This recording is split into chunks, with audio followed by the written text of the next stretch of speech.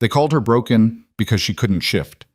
In a world where wolves rule and the wolfless are nothing, Saris Vane learned one truth early: survival doesn't ask permission, and neither does power.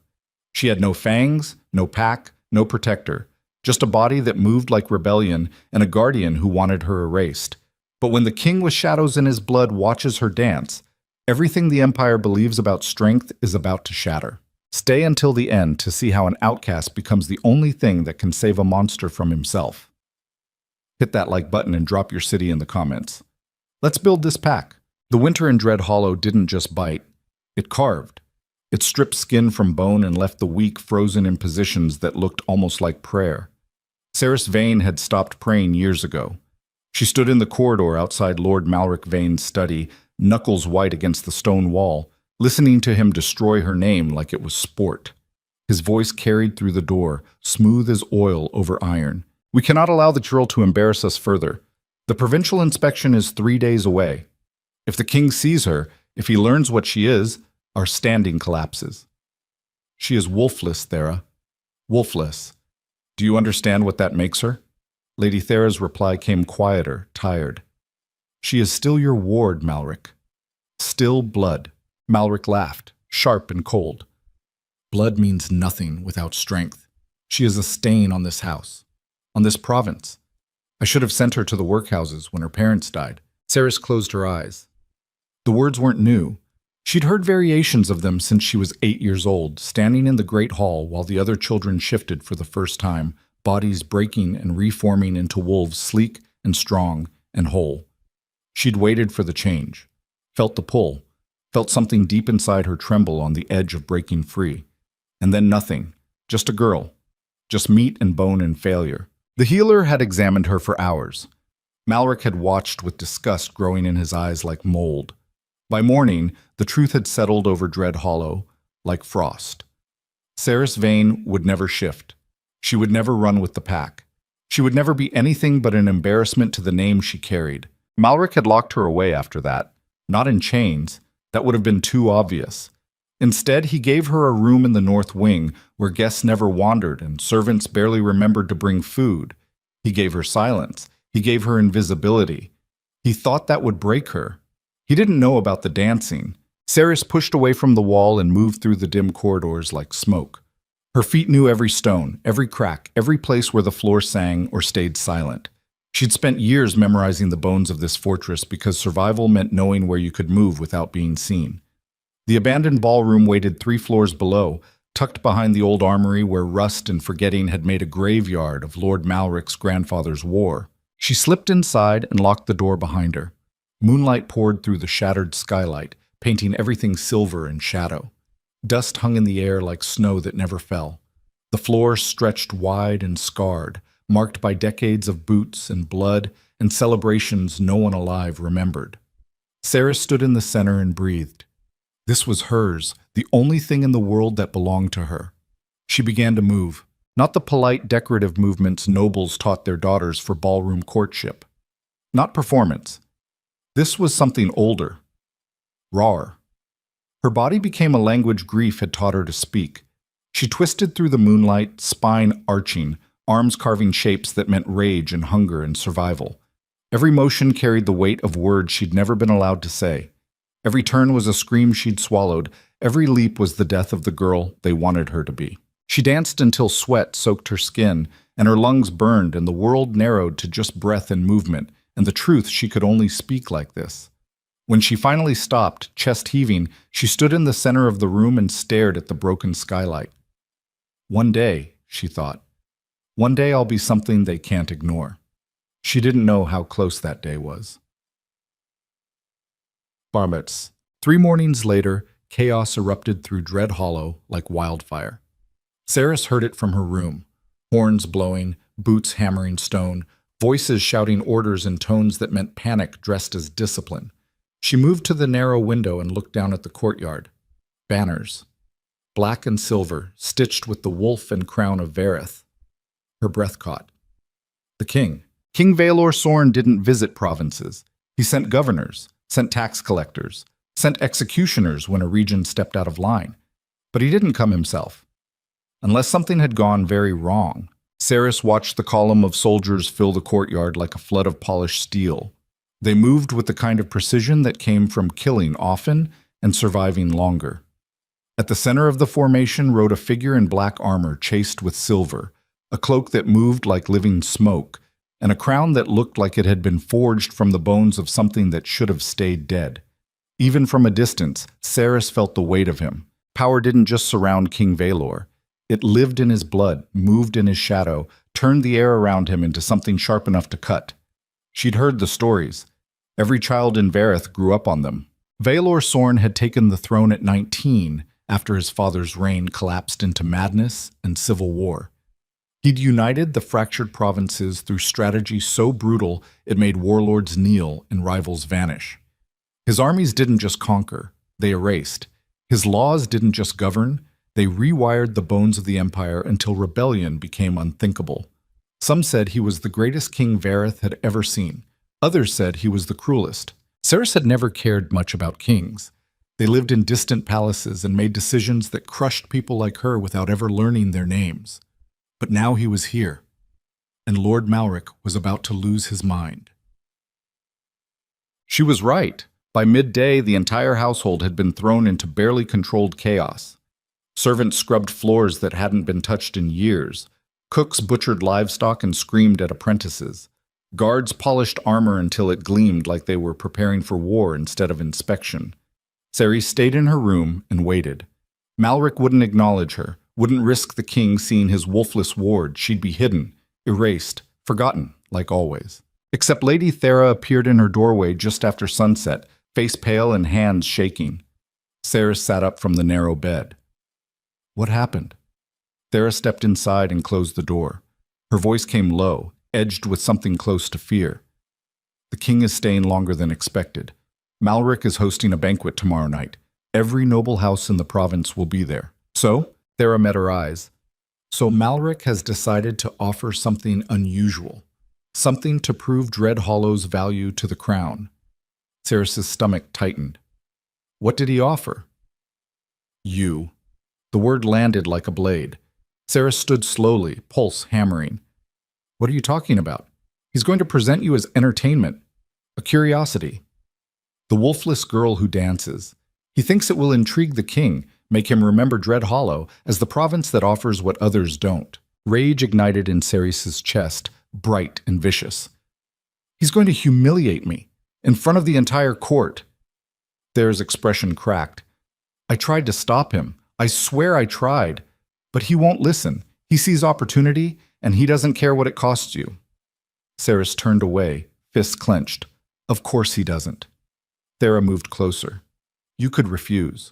Ceres laughed, bitter and sharp. Refuse? And what happens then? He locks me in the cellars? Throws me out into the winter?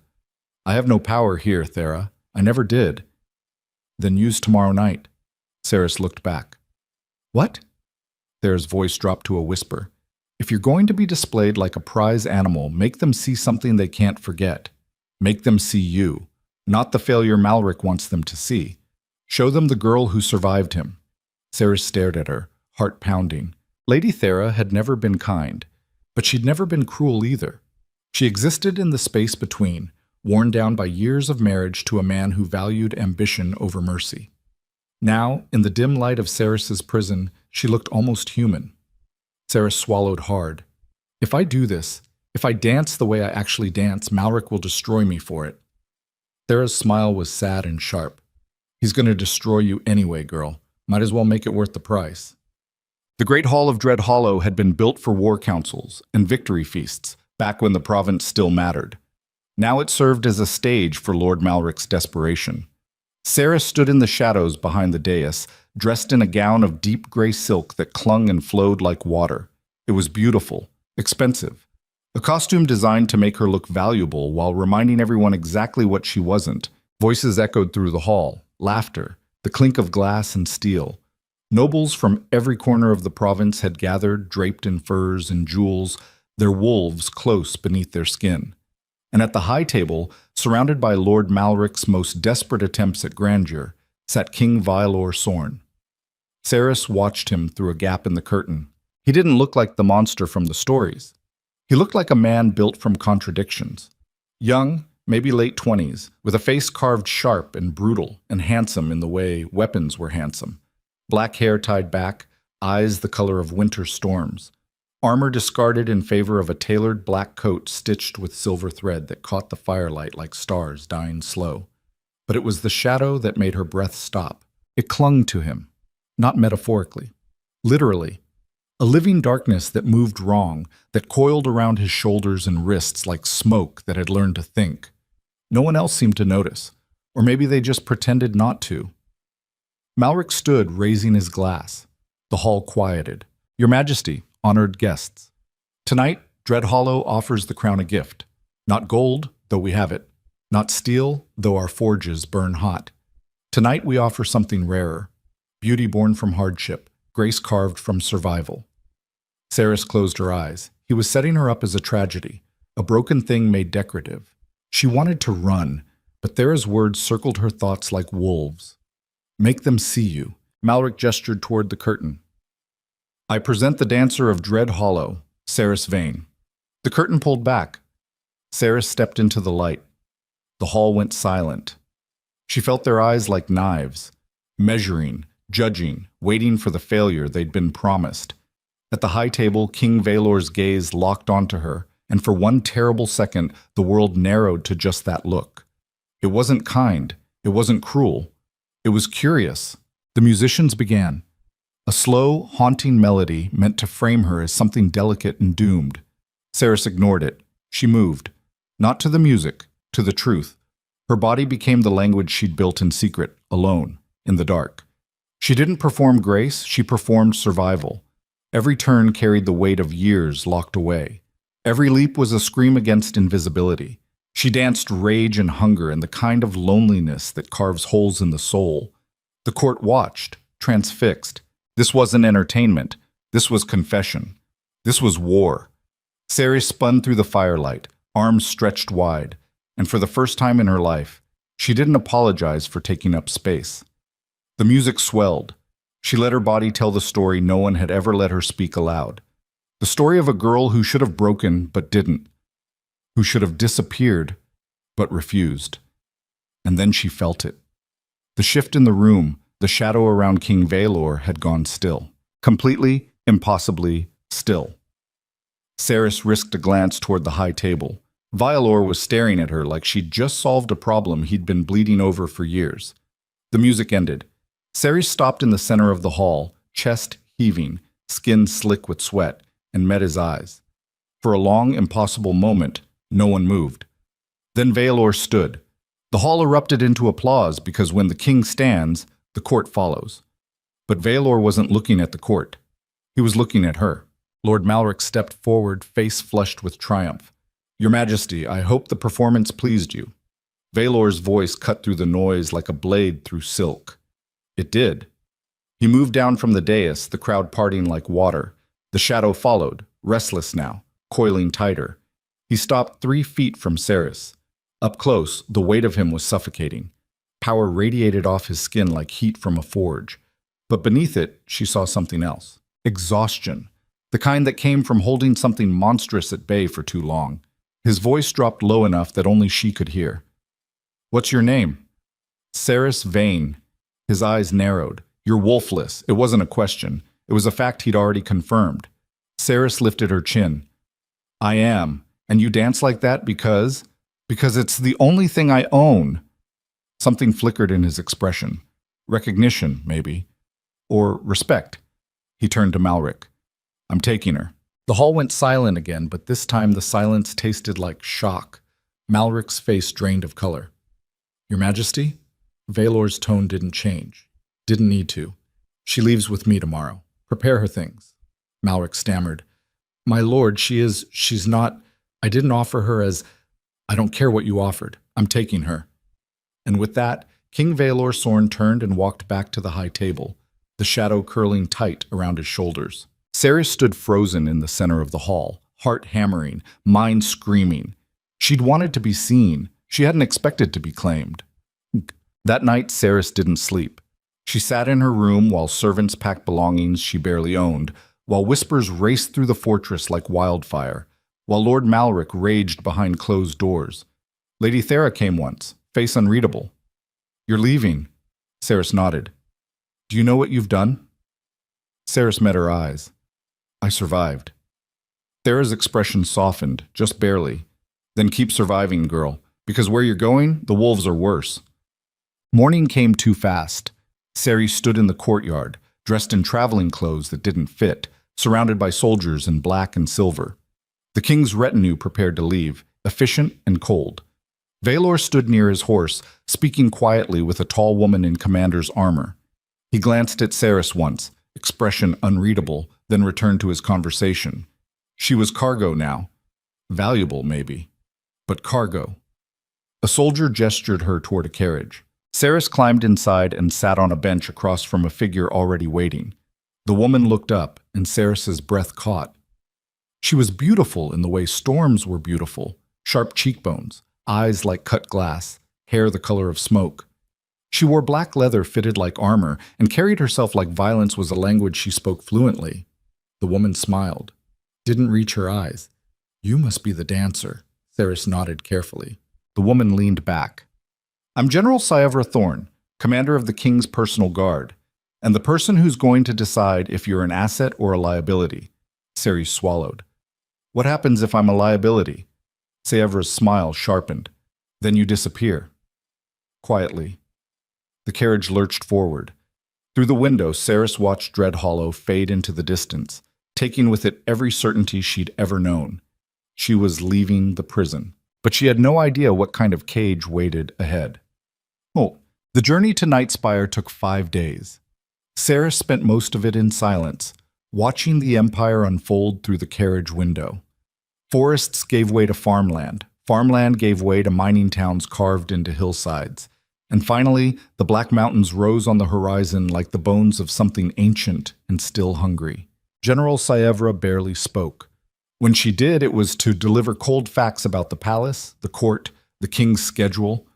She talked about Valor like he was a strategic asset to be managed, not a person. On the 4th night, camped beneath stars sharp enough to cut, Ceres finally asked the question burning in her chest. "Why did he take me?" Syevra looked up from sharpening her blade. "You don't know?" "No." Syevra studied her for a long moment. "The king carries a curse. Old magic. The kind that rewards conquest and devours compassion. Most rulers who wear the crown of Vareth lose themselves to it within a decade. Valor's lasted 8 years. He's running out of time." Ceres's throat tightened. "And I'm supposed to do what?" Syevra's expression stayed flat. "When you danced, the curse went quiet. First time in years. So now you're an experiment. If you can keep it quiet, you're valuable. If you can't, you're a distraction he can't afford.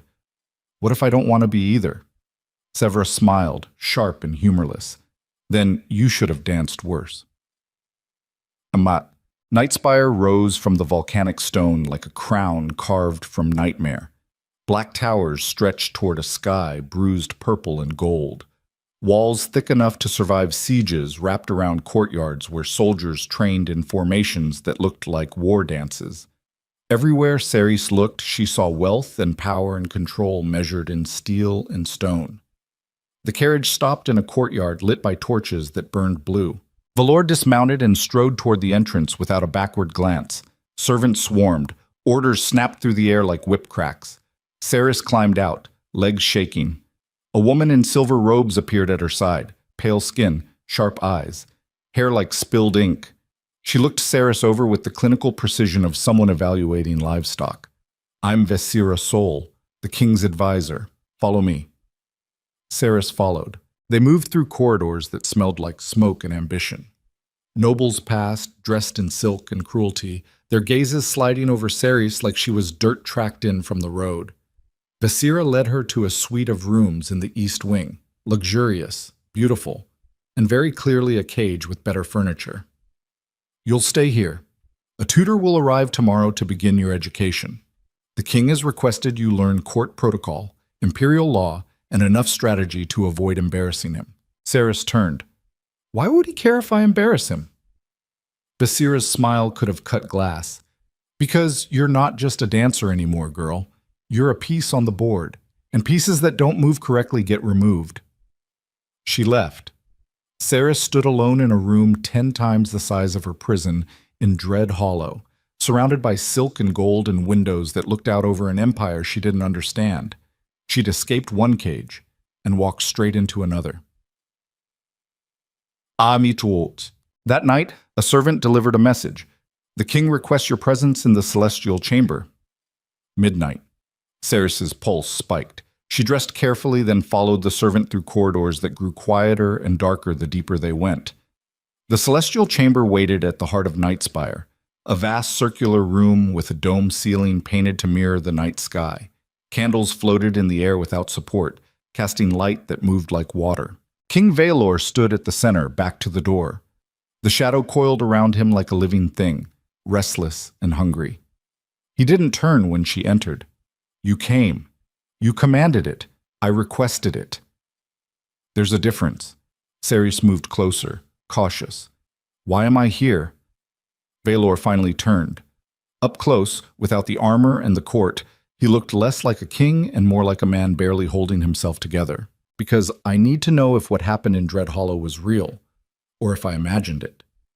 The curse going quiet. Yes. Saris met his eyes. I don't know what I did. Neither do I.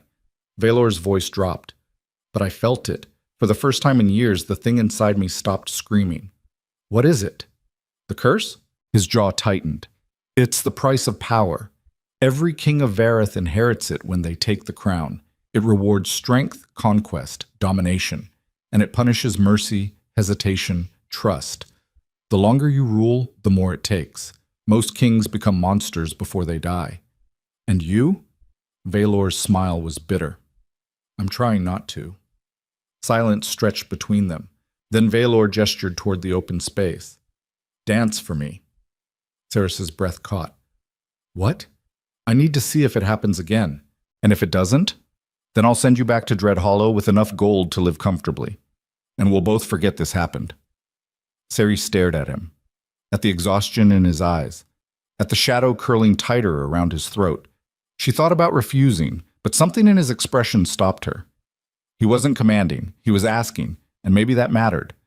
She moved to the center of the room.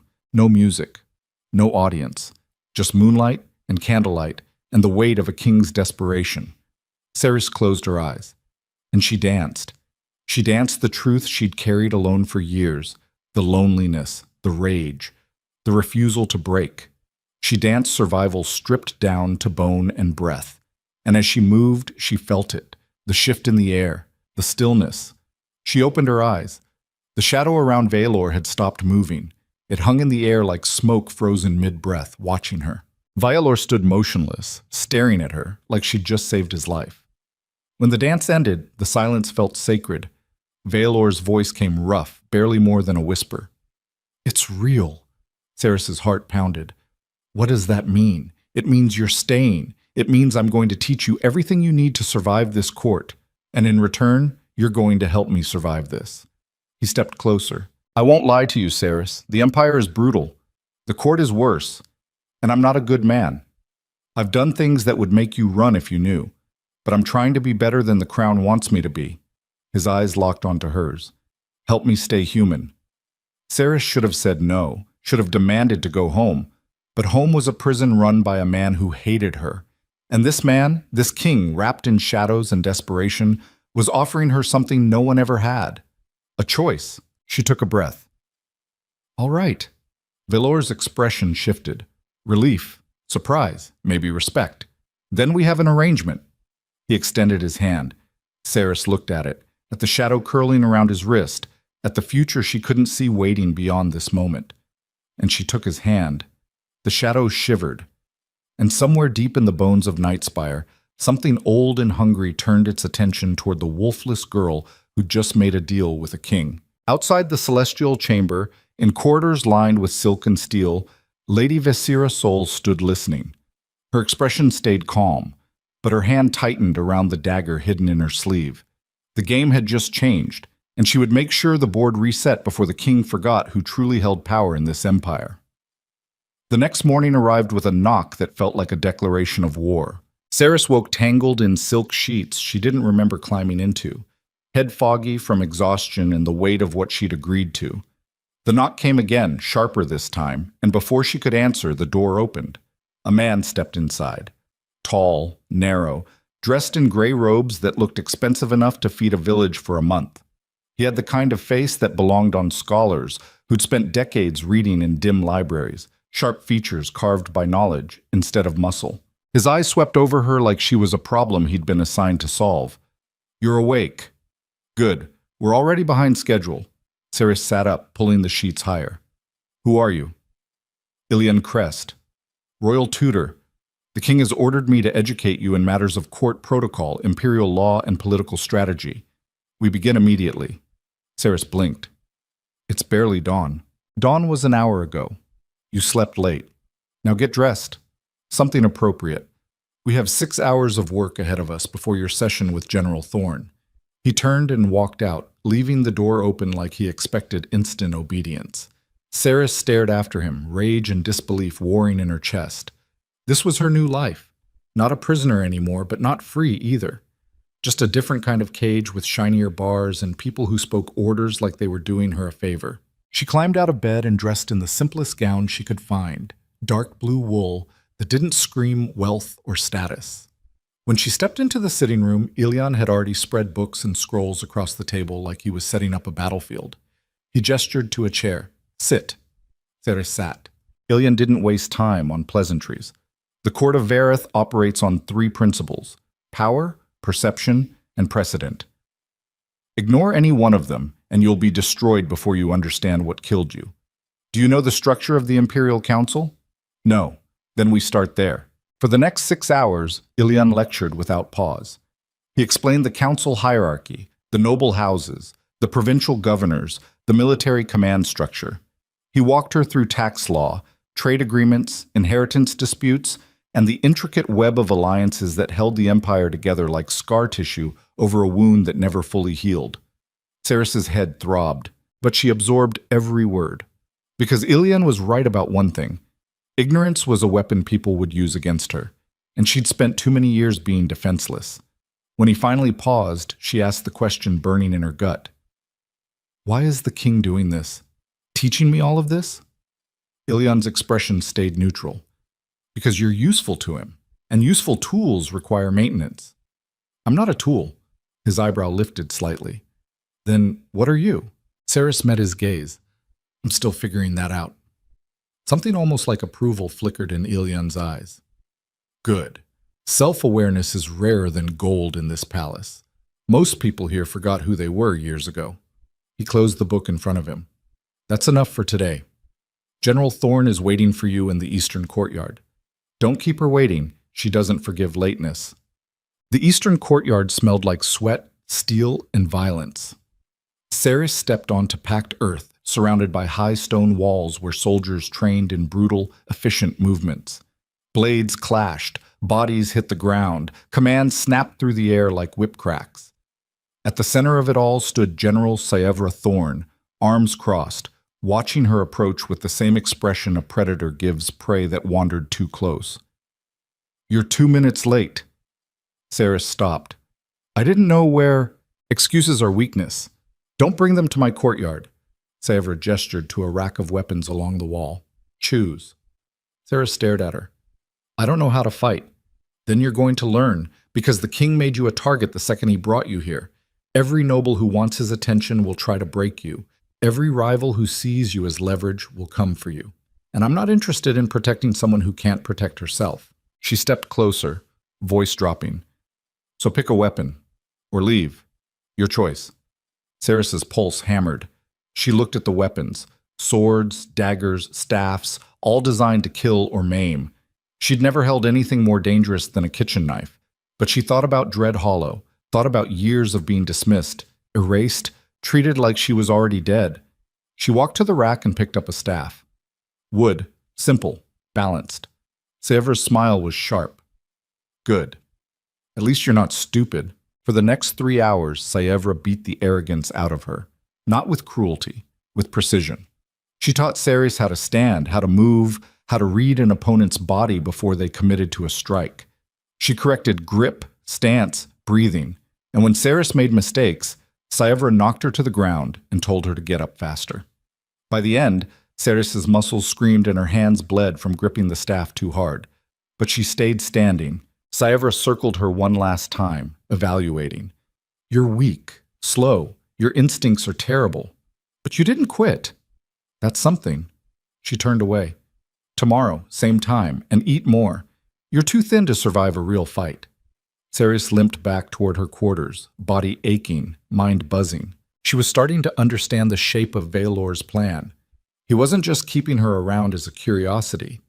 He was preparing her, training her, turning her into something that could survive the court's brutality. The question was why? What did he see in her that made this investment worth the risk? That night, another message arrived. The king requests your presence. The celestial chamber. Midnight. Saris washed the blood and dirt from her hands, changed into something that didn't smell like combat, and made her way through the silent corridors. Valor waited in the same position as before, standing at the center of the room, shadow coiling restless around his shoulders. He glanced at her as she entered. You're limping. General Thorne is thorough. Good. His voice carried no sympathy. If you're going to survive here, you need to be more than just useful. You need to be dangerous. Saris moved closer. Is that why you're doing this? Making me into a weapon? Valor turned to face her fully. I'm giving you the tools to protect yourself. What you do with them is your choice. Silence settled between them, heavy and strange. Then Valor gestured to the open floor.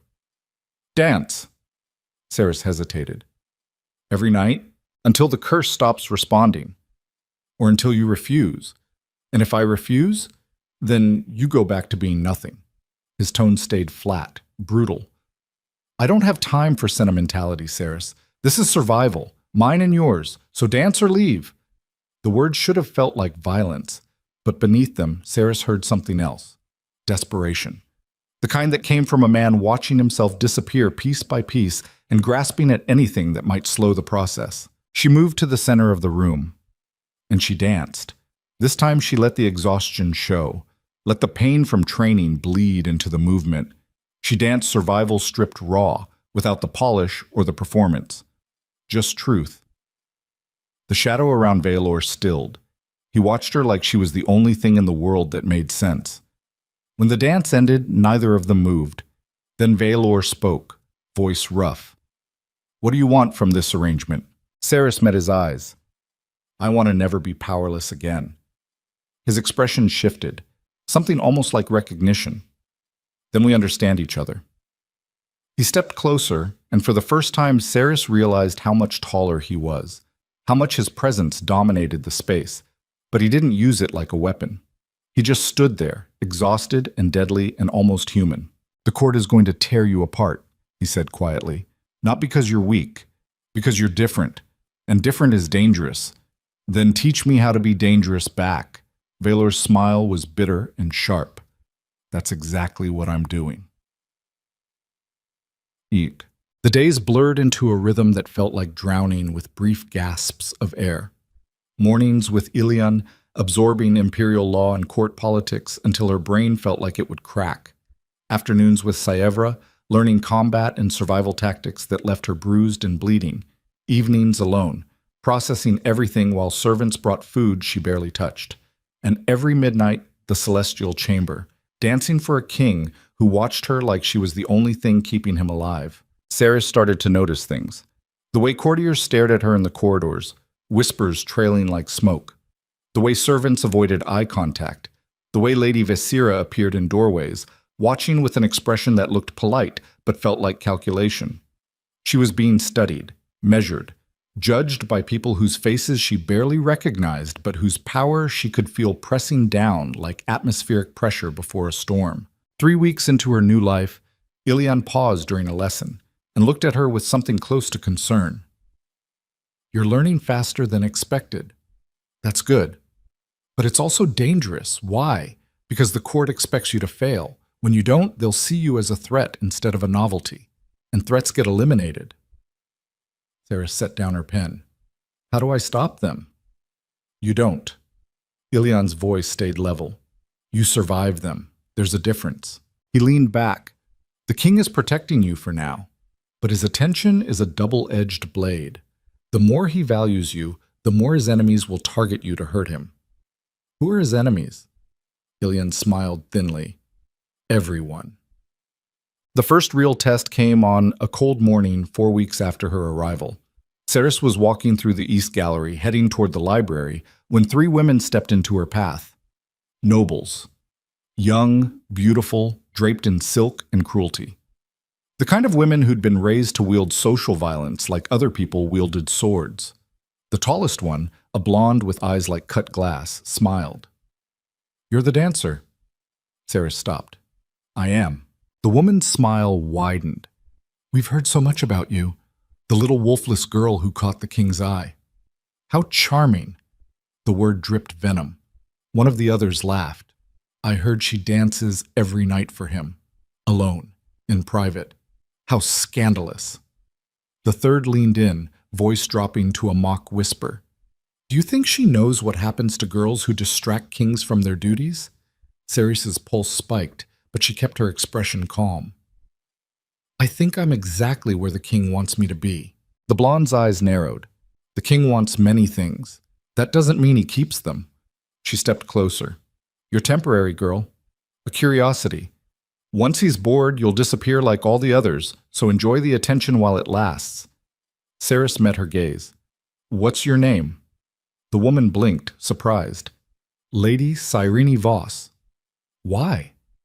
Cerys smiled, cold and sharp. "So I know who to remember when I'm still here and you're not." Cyrene's face flushed. "You little—" "Cerys!" A voice cut through the tension like a blade. Sharp, female, commanding. All 4 women turned. General Saevra Thorn stood 10 feet away, arms crossed, expression flat.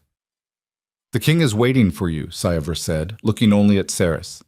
"Don't keep him waiting." It was a lie. Cerys had no meeting scheduled, but it was also a rescue. Cerys nodded and moved past the nobles without another word. Saevra fell into step beside her, and they walked in silence until the gallery emptied. Then Saevra spoke. "You handled that poorly." Cerys glanced at her. "How should I have handled it?" "By not engaging. Words are weapons here, and you're fighting people who've been trained since birth. You'll lose." "So what do I do?"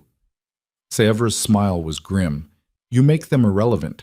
Stop caring about their opinions. Stop letting them see you react. Be stone, be ice, be something they can't crack." Cerys swallowed. "Is that how you survive?" Saevra's expression darkened.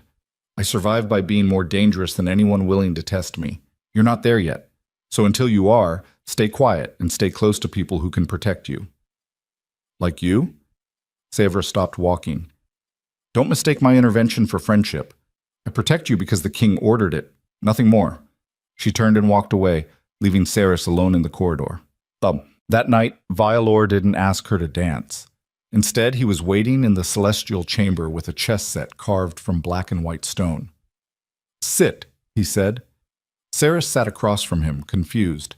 Vialor set up the pieces with practiced efficiency. "Do you know how to play?" "No." "Then I'll teach you." His voice stayed flat.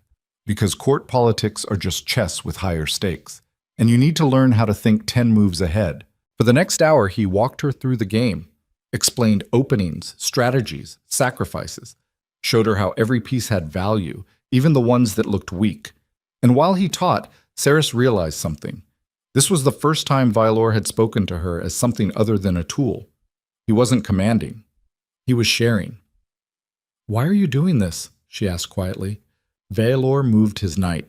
"Because you're smart enough to learn, and I need people around me who can think, not just obey." He glanced up. "The court is full of sycophants and vipers. I'm surrounded by people who want something from me. Power, favor, protection. But you—" He paused. "You want to survive, that's honest. I respect honesty." Cerys studied his face, the exhaustion carved into the lines around his eyes, the tension in his jaw, the shadow that never stopped moving. "What do you want?" she asked. Vialor's expression hardened. "To make it through one more day without becoming the monster this crown is trying to turn me into." The honesty in his voice felt like a wound. Saris looked down at the board. "How long have you been fighting it?" "Since the day I took the throne." His voice dropped. 8 years. 8 years of holding something that wants me to conquer, dominate, destroy. Every decision I make feeds it. Every mercy weakens me.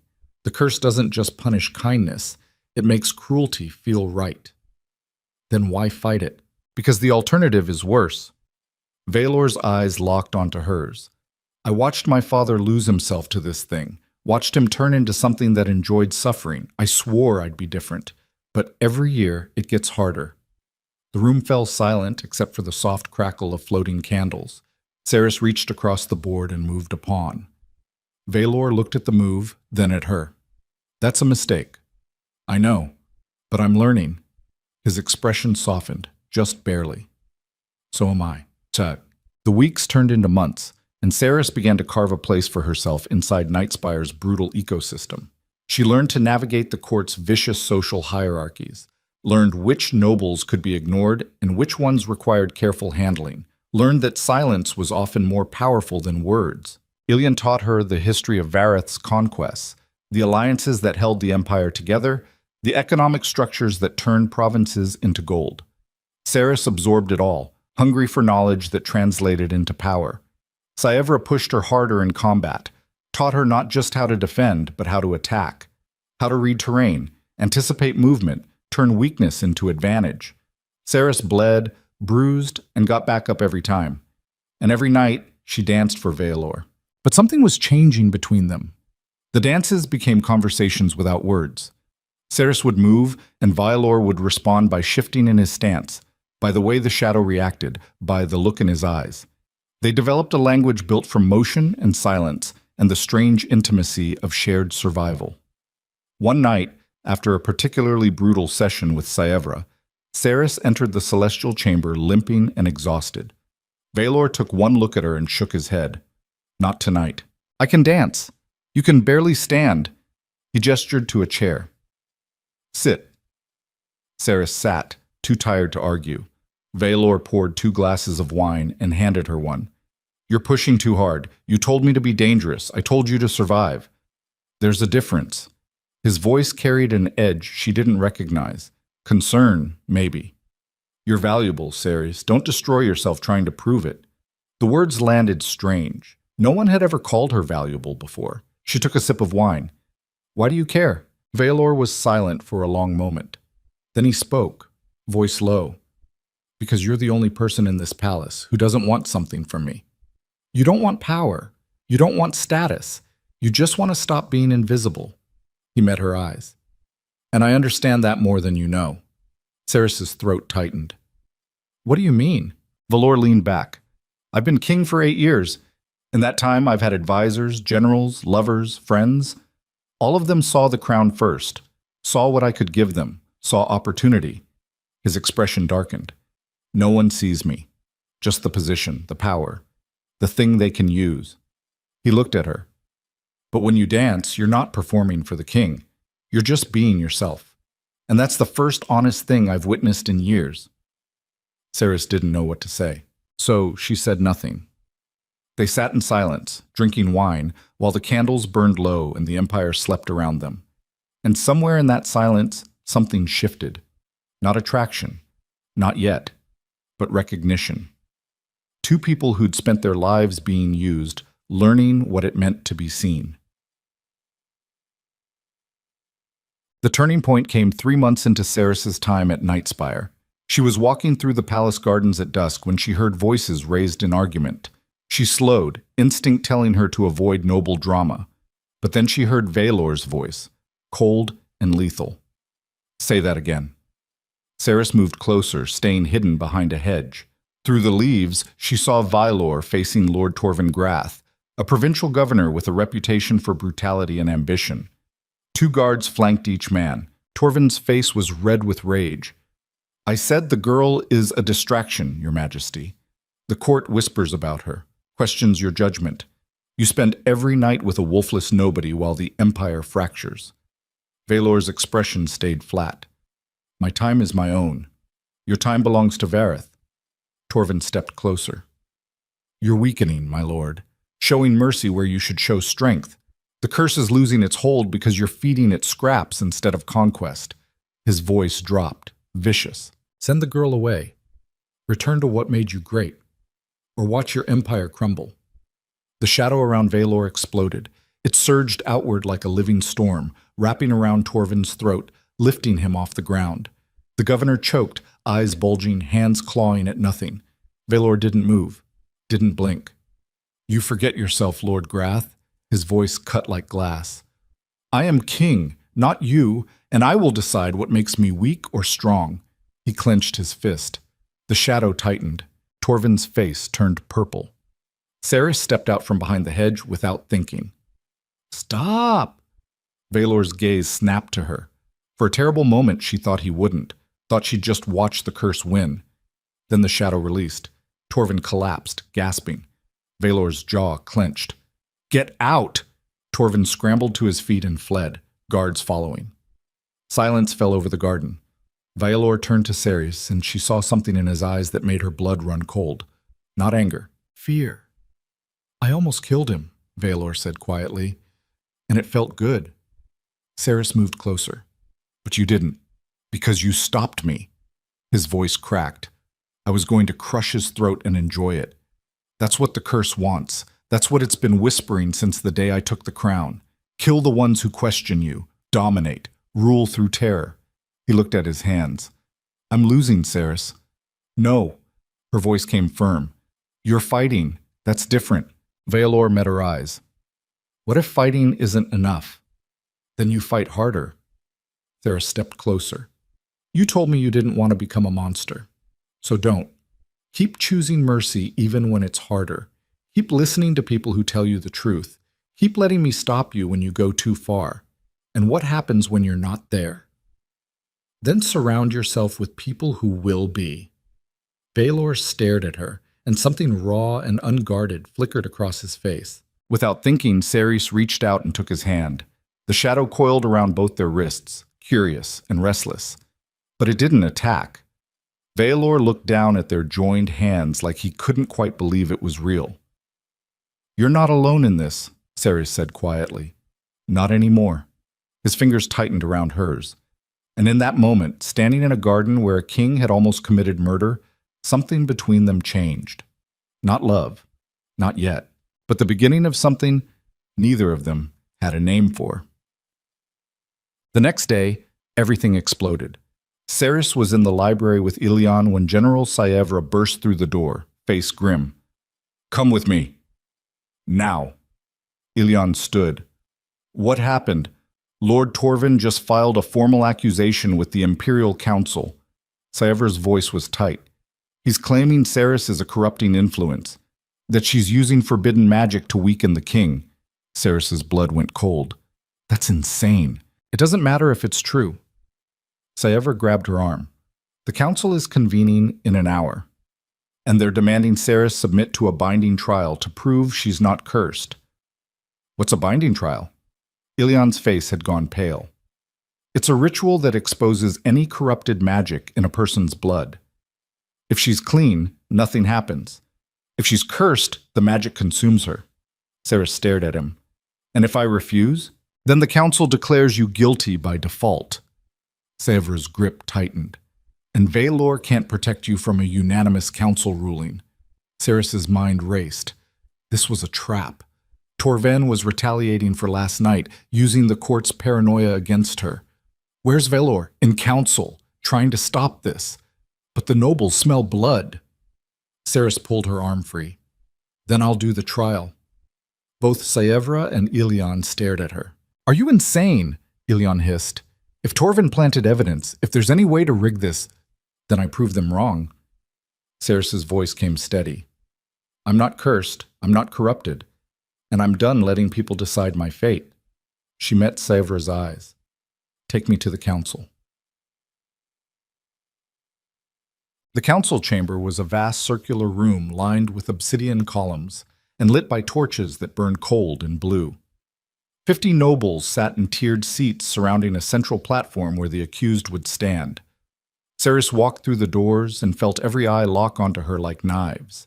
At the head of the chamber, on a raised throne, sat Vialor. His face was a mask of controlled fury. Beside him stood Lady Vesira Sol, expression unreadable. And in the front row, Lord Torvin Grath smiled like a man who'd already won. The High Arbiter, an ancient man in silver robes, raised his hand for silence. Cerys Vane, you stand accused of wielding corrupted magic to manipulate the king's will. How do you plead? Cerys's voice carried across the chamber. Not guilty. The Arbiter nodded. Then you consent to the binding trial? I do. Murmurs rippled through the nobles. The Arbiter gestured to a pair of robed figures carrying a silver chalice. The trial will commence. The figures approached Cerys and handed her the chalice. Inside, a liquid glowed faint gold. Drink, the Arbiter commanded. If your blood is pure, the light will fade. If you carry corruption, the light will burn. Cerys looked at Vaelor. His eyes burned with something between rage and helplessness. She looked back at the chalice, and she drank. The liquid tasted like metal and starlight. It burned down her throat, spreading through her chest, her arms, her blood. For a moment, nothing happened. Then light exploded from her skin. Not the consuming fire of corruption, but brilliant, blinding silver that filled the chamber like dawn breaking through eternal night. The nobles gasped. The Arbiter stepped back, shock written across his face. And in the light, Cerys felt something inside her wake, a power she hadn't known existed, old, pure, opposite of the curse that plagued Vaelor. The light faded slowly, leaving her standing unharmed in the center of the chamber. Silence. Then the Arbiter spoke, voice shaking. Dawn-bound. The word rippled through the room like thunder. Cerys looked down at her hands, still glowing faint silver. What the hell just happened? Valor stood, shadow swirling violent around him. The trial is concluded. Cerys Vane is innocent. But Lord Torvin wasn't done. He rose from his seat, face twisted with rage and desperation. This proves nothing. She's still dangerous, still a threat to... He moved, too fast. A vial appeared in his hand, liquid black and writhing. Poison, forbidden, meant for the king. He hurled it toward Vaelor. The room erupted into chaos. Guards lunged. Nobles screamed. And the curse inside Vaelor, already unstable from weeks of suppression, shattered. The shadow exploded outward, consuming light, swallowing sound. Vaelor's eyes went black. His body convulsed. The thing he'd been fighting for 8 years tore free. Cerys watched the king she'd come to know disappear into nightmare. And she made a choice. She ran toward him, not away, toward, into the darkness, into the monster. She reached him as the shadow tried to consume the room, reached him as his humanity drowned beneath ancient hunger. And she danced. Not the careful, controlled movements she'd performed before. This was war. She danced light against shadow, memory against oblivion. She danced every moment of survival, every refusal to break, every choice to keep living when death would have been easier. The silver light in her blood answered. It poured from her skin, meeting the shadow, wrapping around Vaelor's collapsing form. The two forces collided. The chamber shook, and Cerys screamed his name. Vaelor! For one terrible moment, nothing happened. Then the shadow hesitated, pulled back, and Vaelor emerged. Not whole, not healed, but human. He collapsed to his knees in front of her, gasping, shaking, eyes clearing from black to storm gray. The chamber went silent. Every noble, every guard, every witness stared at the wolfless girl standing over the king she'd just saved. Cerys looked down at Vaelor. Their eyes met, and everything changed. Vaelor stood slowly, shadows still coiling around him, but subdued, controlled. He looked at the council, at Torvin being restrained by guards, at the wreckage of what had almost destroyed them both. Then he looked at Cerys, and he made a decision that would reshape the empire. Cerys Vane, his voice carried across the chamber, will be elevated to the position of royal sovereign advisor, effective immediately. Shock rippled through the nobles. Vaelor continued, voice hard as steel. She will stand beside the throne. She will have voice in council, and anyone who questions her authority questions mine. He turned to Torvin. Take him to the dungeons. Charge him with attempted regicide. Guards dragged Torvin away, his screams echoing through the chamber. Vaelor looked back at Cerys. And for the first time since she'd arrived at Nightspire, he smiled. Not the cold smile of a king, the real smile of a man who'd just found something worth protecting. Sarah stood in the center of the council chamber, silver light still fading from her skin, and realized she'd crossed a line she couldn't uncross. She wasn't just useful anymore. She was powerful. And in an empire built on domination, power made you either untouchable or a target. She had a feeling she was about to become both. The palace didn't sleep that night. Word of what happened in the council chamber spread through Nightspire like wildfire through dry brush. Servants whispered in corridors. Guards exchanged glances that meant trouble.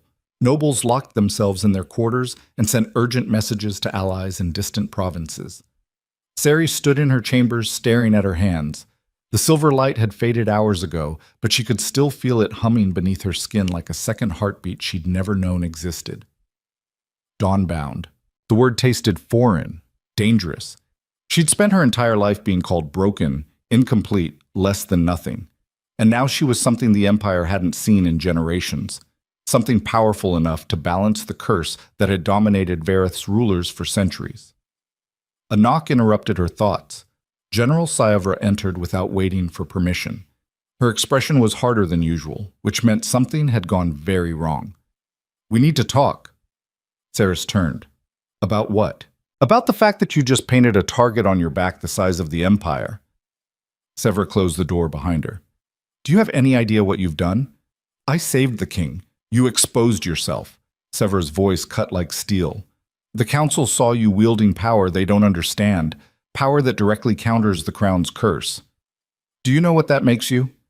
Saris's throat tightened. "A threat." "Exactly." Sevra moved closer. "Before tonight, you were a curiosity, a distraction the nobles could dismiss. Now you're something they fear, and people in power don't tolerate fear. They eliminate it. Then what should I have done? Let Valor lose himself?" Sevra's expression didn't soften. "I'm not saying you were wrong. I'm saying you need to understand the consequences. The king elevated you to royal sovereign advisor in front of the entire court. That position puts you second only to him in authority. Every noble who wants his throne now sees you as an obstacle. Good. Let them see. This isn't Dread Hollow, girl." Sevra's voice dropped. "These people don't humiliate you and lock you away. They poison your wine. They arrange accidents. They destroy you and make it look like suicide. And they do it with a smile." Saris met her eyes. "Then teach me how to survive them." Sevra studied her for a long moment. Then she nodded, just once. "Starting tomorrow, your training changes. No more basic combat. I'm going to teach you how to kill." The next morning arrived with news that made the palace collectively hold its breath. Lord Torvin Grath was found dead in his cell. Saris heard about it from Ilian, who appeared at her door pale and shaken. "How?" she asked. "Poison. Self-administered according to the official report." Ilian's voice was tight. "But no one believes it. Torvin wasn't the type to take his own life. Then who killed him?" Ilian looked at her like she'd just asked the sky why it was blue. "Someone who needed him silenced. Someone who couldn't risk what he might reveal under interrogation." He paused. "The question is who Torvin was working for. Because men like him don't move without backing." Saris's stomach turned cold. "You think this goes deeper than one angry noble?" "I think Torvin's accusation was too coordinated, too precise. Someone fed him information about you, told him exactly how to weaponize the court's paranoia." Ilian stepped closer, voice dropping. "Someone inside the palace wants you gone, and they're willing to sacrifice pawns to make it happen." But the truth of Ilian's words became clear over the following weeks. Saris's elevation to royal sovereign advisor should have come with access, influence, and authority. Instead, it came with walls built from polite smiles and bureaucratic obstruction. Nobles who'd been ordered to cooperate found excuses to delay meetings. Council sessions she was supposed to attend were rescheduled without notice. Documents she requested went missing. Servants assigned to her quarters were replaced with new faces who reported back to someone else. She was being isolated, cut off from the infrastructure of power she'd been granted. And the architect behind it all remained invisible. Saris brought it up one night in the celestial chamber after another session where she danced and Vaelor had watched with the shadow restless but controlled. They're blocking me, she said. Your counsel, your advisors, they smile to my face and sabotage me behind my back. Vaelor stood by the window, looking out over the empire. I know, then stop them. I can't. His voice carried frustration sharp enough to cut. I gave you authority, but authority means nothing without allies. The nobles are entrenched. They've been in power for generations. They know how to resist change without making it look like rebellion. He turned to face her. You're fighting an invisible war, Cerys. And I can't win it for you. You have to build your own base of support. How? No one trusts me. No one wants me here except you. Vaelor's expression darkened. Then make them need you. Find leverage. Offer something they can't get elsewhere. Turn enemies into assets. You're telling me to play politics. I'm telling you to survive. His voice went quiet. Because the alternative is watching them destroy you piece by piece until you're too damaged to be useful.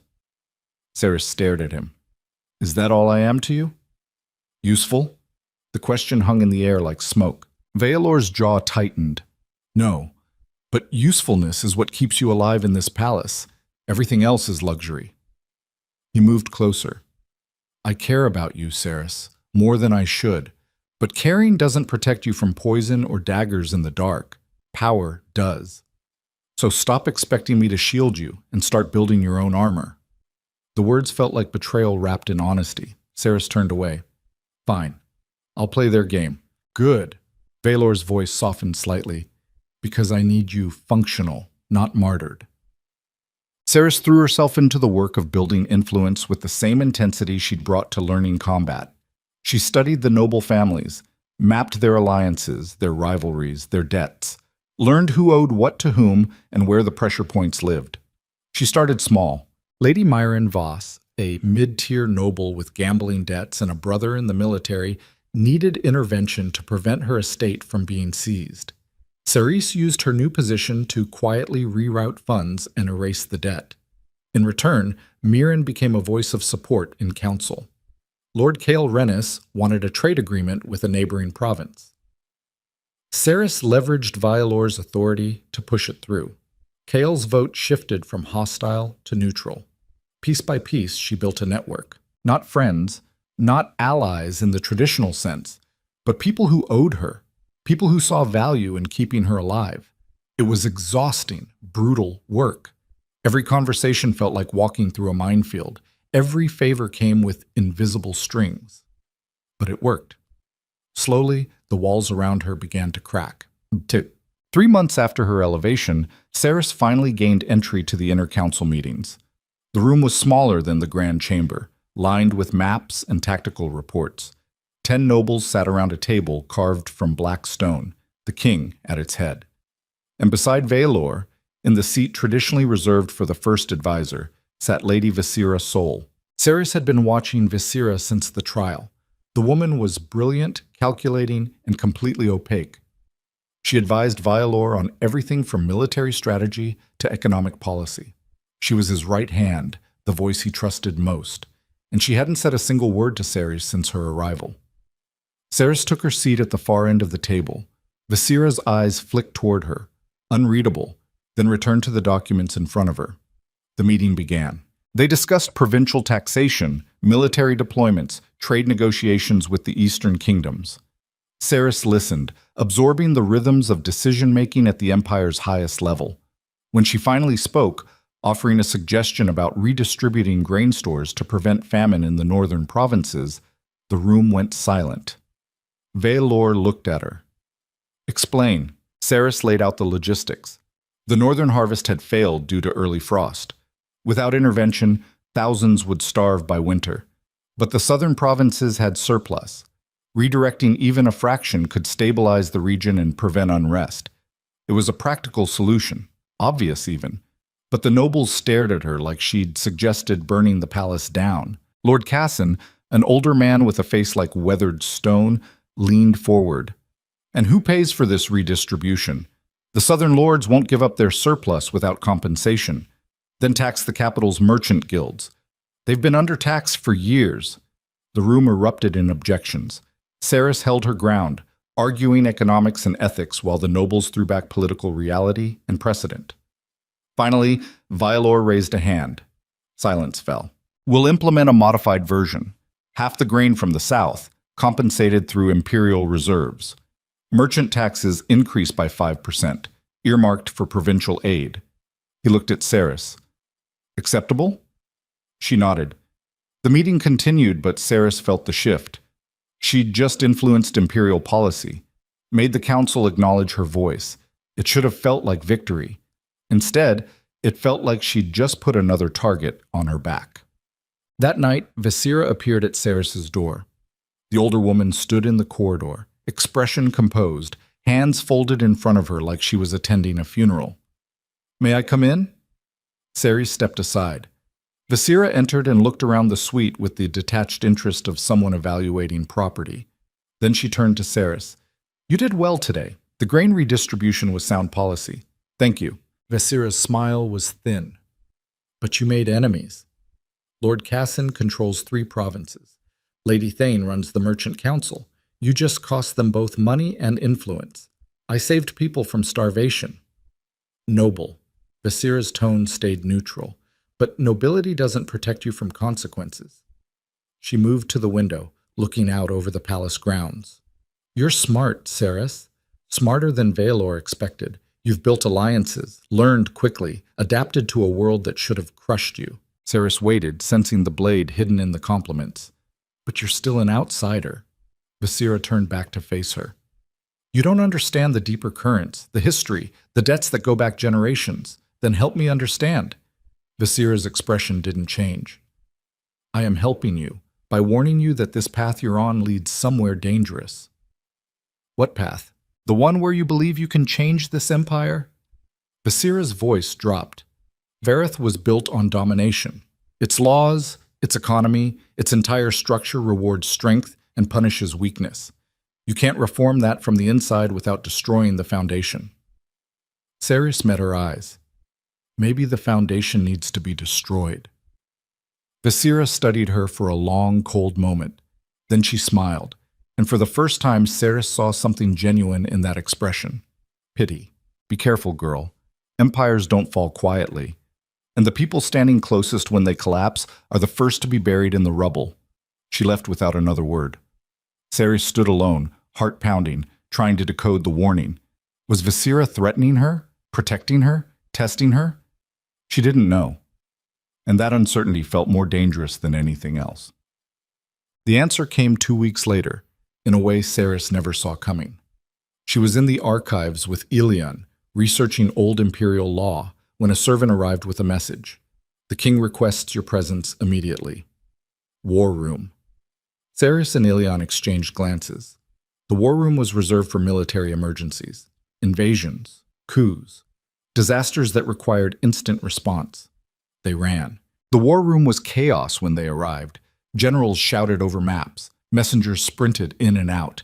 And at the center, Vaelor stood rigid, shadow coiling violent around him.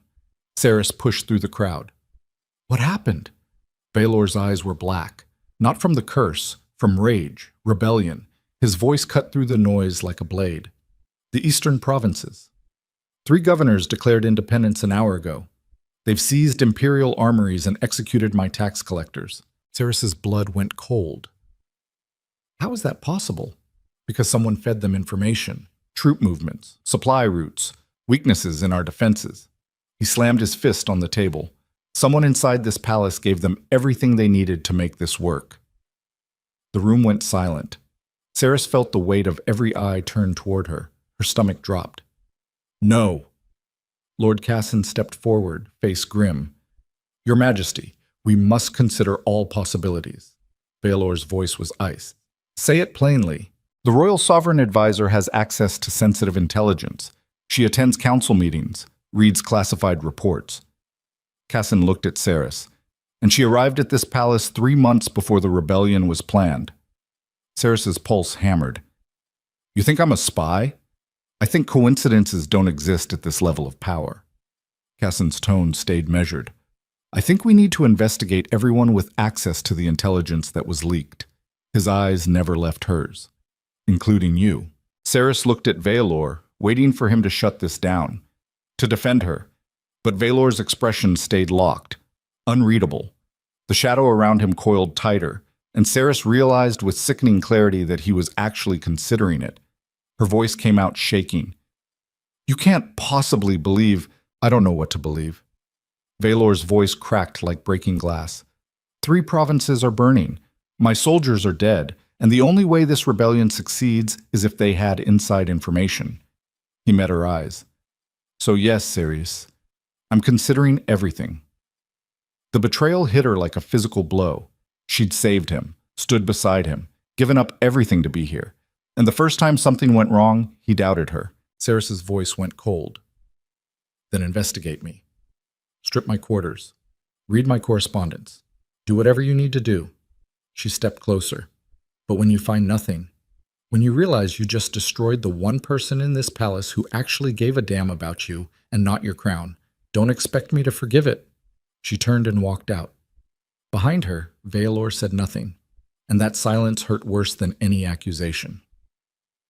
They stripped her quarters that night. Guards tore through her belongings while Saris stood in the corridor, watched by soldiers who'd been ordered to prevent her from fleeing. She didn't run. She stood there and let them violate her space, her privacy, her dignity, because running would look like guilt. And she was done giving them ammunition. General Saevra supervised the search personally. She didn't look at Saris, didn't speak, just methodically destroyed the small amount of stability Saris had managed to build. They found nothing. No coded messages, no hidden documents, no evidence of treason, because there was nothing to find. When the search ended, Saevra finally met her eyes. "You're clear, for now." Saris's voice came flat. "Tell the king I resign my position, effective immediately." Saevra's expression flickered. "That's not— I don't care." Saris turned away. "I'm done." She spent the next 3 days locked in her quarters, refusing visitors, refusing food, refusing to engage with the palace that had just proven exactly how expendable she was. On the 4th day, Valor came. He appeared at her door without warning, shadow subdued, face haggard. "We need to talk." Saris didn't look up from the window. "No, we don't. The investigation cleared you. Congratulations. You didn't arrest me for treason I didn't commit. You want applause?" Valor stepped inside, closing the door. "I had to investigate. The evidence was circumstantial at best and politically motivated at worst." Saris finally turned to face him. "You doubted me. The one person who's never asked you for anything except the chance to survive." Her voice cracked. "I stood in front of that council and saved your life. Took light meant to kill you into my own body. And the second things got complicated. You questioned whether I betrayed you. I was protecting the Empire. You were protecting yourself." Saris's eyes burned. "Because trusting me, actually trusting me, meant being vulnerable. And you're so terrified of vulnerability that you'd rather suspect treason than admit you might actually care about someone." Valor's jaw clenched. "That's not fair." "None of this is fair," Saris shouted. "I gave up everything to be here. My safety, my anonymity, my peace. I became a target because you decided I was useful, and now you've proven that the second I stop being useful, I'm disposable." She stepped closer. "So tell me, Valor, what am I to you?" "Really? Because I thought I was becoming something more than a tool. I thought we were building something that mattered." Her voice dropped. "But maybe I was wrong." Valor looked at her, and for the first time since she'd known him, she saw him completely unguarded. "You weren't wrong." His voice came rough. "You're the only real thing in my life, Saris, the only person who sees me instead of the crown. And that terrifies me, because everyone I've ever cared about has either betrayed me or been used against me." He ran a hand through his hair. "Rue, I didn't doubt you because I thought you were guilty. I doubted you because believing you're different, believing you're safe to care about, means lowering defenses I've built for 8 years. And I don't know how to do that without it destroying me." The honesty in his voice broke something in Saris's chest, but it didn't erase the wound. "Then you need to figure it out. Because I can't be with someone who's going to suspect me every time something goes wrong. I can't build anything on a foundation that crumbles the second it's tested." She met his eyes. "I care about you, Valor, but caring isn't enough if you can't trust me." Valor stared at her, pain written across his face. Then he nodded slowly. "You're right." He moved toward the door, then stopped. The rebellion was orchestrated by someone inside the palace. We're still investigating, but I wanted you to know it wasn't you I should have suspected. He left, and Ceres stood alone, heart aching, wondering if she'd just ended something before it ever really began. The truth emerged 3 days later in the worst possible way. Ceres was walking through the eastern gallery when she heard voices arguing behind a closed door. She slowed, recognizing one of them. Vesira. The king is weakening. Vesira's voice came sharp and cold. The girl has made him soft, hesitant. He second-guesses decisions that should be instinctive. Another voice, male, responded. Then remove her. I tried. The investigation should have been enough to drive a wedge between them. But he's too attached. Then we escalate. The rebellion was phase 1. Phase 2 targets her directly. Ceres's blood turned to ice. She should have run, should have gone straight to Veilor, but she needed to hear more. She pressed closer to the door. The dawn-bound bloodline is dangerous, Vesira continued. If she fully awakens her power, she could break the curse entirely. And without the curse, Veilor loses the edge that makes him feared. So we kill her? Not yet. Too obvious. But we make her choose. Stay and watch the king lose his empire, or leave and let him return to what he was. Silence. Then Vesira spoke again, and her next word shattered Ceres's world. The Iron Creed is ready to move. They'll issue a formal challenge within the week, a trial by combat. If the girl fights, she'll die. If she refuses, she'll be exiled. Either way, the king loses his crutch and returns to ruling through strength alone. And if he refuses the challenge, then the Creed declares him unfit and the empire fractures. Either way, we win. Ceres backed away from the door, mind reeling. Vesira wasn't just an obstacle. She was the architect of everything. The rebellion, the investigation, the systematic isolation, all of it designed to destroy Ceres and force Veilor back into the monster the curse wanted him to be. Ceres turned and ran. She had to tell Veilor, had to warn him. But when she reached his chambers, the guards blocked her path. The king is in a classified council meeting. No interruptions. This is urgent. No. Interruptions. Ceres stared at them, heart hammering. She was being blocked again, cut off from the one person who could stop this. And somewhere in the palace, Vesira was preparing the final blow. Ceres had a choice. Wait for Veilor and risk being too late. Or handle this herself. She thought about everything she'd learned. Combat, strategy, politics, survival. She thought about the girl she'd been in Dread Hollow, powerless and erased. And she thought about the woman she'd become. Dangerous. Ceres turned away from the guards. She wasn't waiting anymore. She was going to war. Wolfless. She found General Saevra in the training courtyard, drilling new recruits with the efficiency of someone who'd killed enough people to stop counting.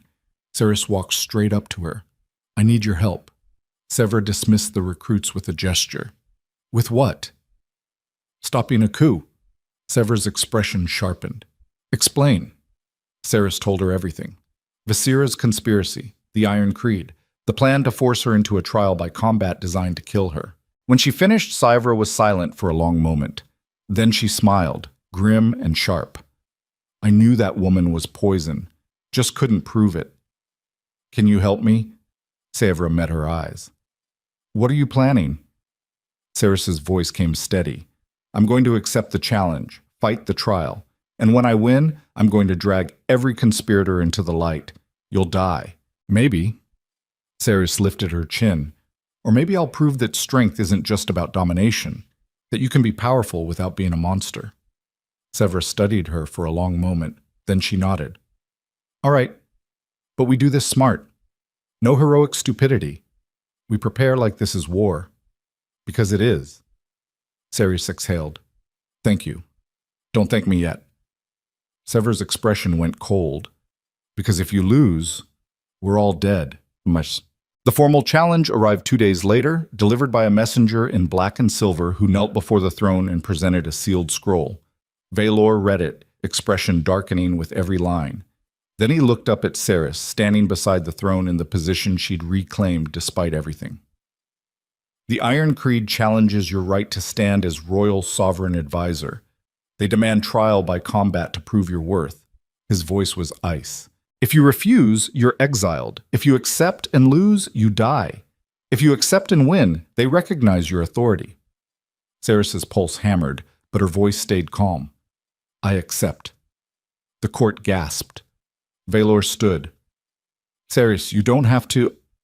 Yes, I do. She met his eyes. Because if I don't fight this, I'm running, and I'm done running. She looked at the messenger. Tell the Iron Creed I'll meet their champion in 7 days, and when I win, they'll kneel. The messenger bowed and left.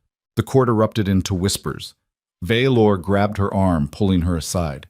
This is suicide. Their champion is Drax Varrock. He's killed 20 opponents in formal combat. He's twice your size and trained since childhood. Then I'll have to be smarter. Ceres pulled free. I'm not asking for permission, Valor. I'm telling you what's happening. Either support me or stay out of my way. She walked out of the throne room. Behind her, Valor stood frozen, shadow swirling violent around him. And for the first time since taking the crown, he had absolutely no idea how to protect someone he cared about. The next 7 days were hell. Sever trained Ceres like she was preparing for execution, because in a way, she was. They worked from dawn until Ceres could barely stand, drilling techniques designed for smaller fighters facing larger opponents. Use his size against him. Don't try to overpower. Outthink. Outlast. Ilian fed her intelligence on Drax Varrock. Every fight he'd won, every pattern, every weakness. He's brutal but not creative. He relies on overwhelming force. If you can make him chase you, tire him out, you might survive long enough to find an opening. And Valor watched from the shadows, never interfering, never speaking, just watching like a man preparing to lose something irreplaceable. On the night before the trial, Ceres stood in the celestial chamber alone. She didn't dance. She just stood there, feeling the weight of what tomorrow would bring. The door opened. Valor entered, shadow subdued, expression raw. They looked at each other across the empty space. Then Valor crossed the distance and pulled her into his arms. She stiffened, then melted against him. Don't die, he whispered against her hair. I'll try not to. His grip tightened. I should have trusted you, should have believed you from the start. Ceres pulled back to look at him. Then trust me now. Trust that I can win this. Valor's eyes searched hers. Then he kissed her. Not gentle, not careful. Desperate and fierce, and full of everything they'd never said aloud. When they broke apart, both breathing hard, Ceres smiled. Survive tomorrow, Valor said quietly, and we'll figure out the rest. Deal. Except, the amphitheater of Broken Fang had been carved into the mountain centuries ago, designed to host trials that would decide the fate of empires. Thousands filled the stands, nobles, soldiers, commoners, all come to watch the wolfless girl fight for her life. Ceres stood in the center of the arena, staff in hand, wearing light armor that offered mobility over protection. Across from her, Drax Varrock emerged from the shadows. He was everything the stories promised. Massive, brutal, moving with the confidence of someone who'd never lost. The arbiter raised his hand. The trial begins when the blade falls. Victory by death or submission. There are no other rules. The blade dropped.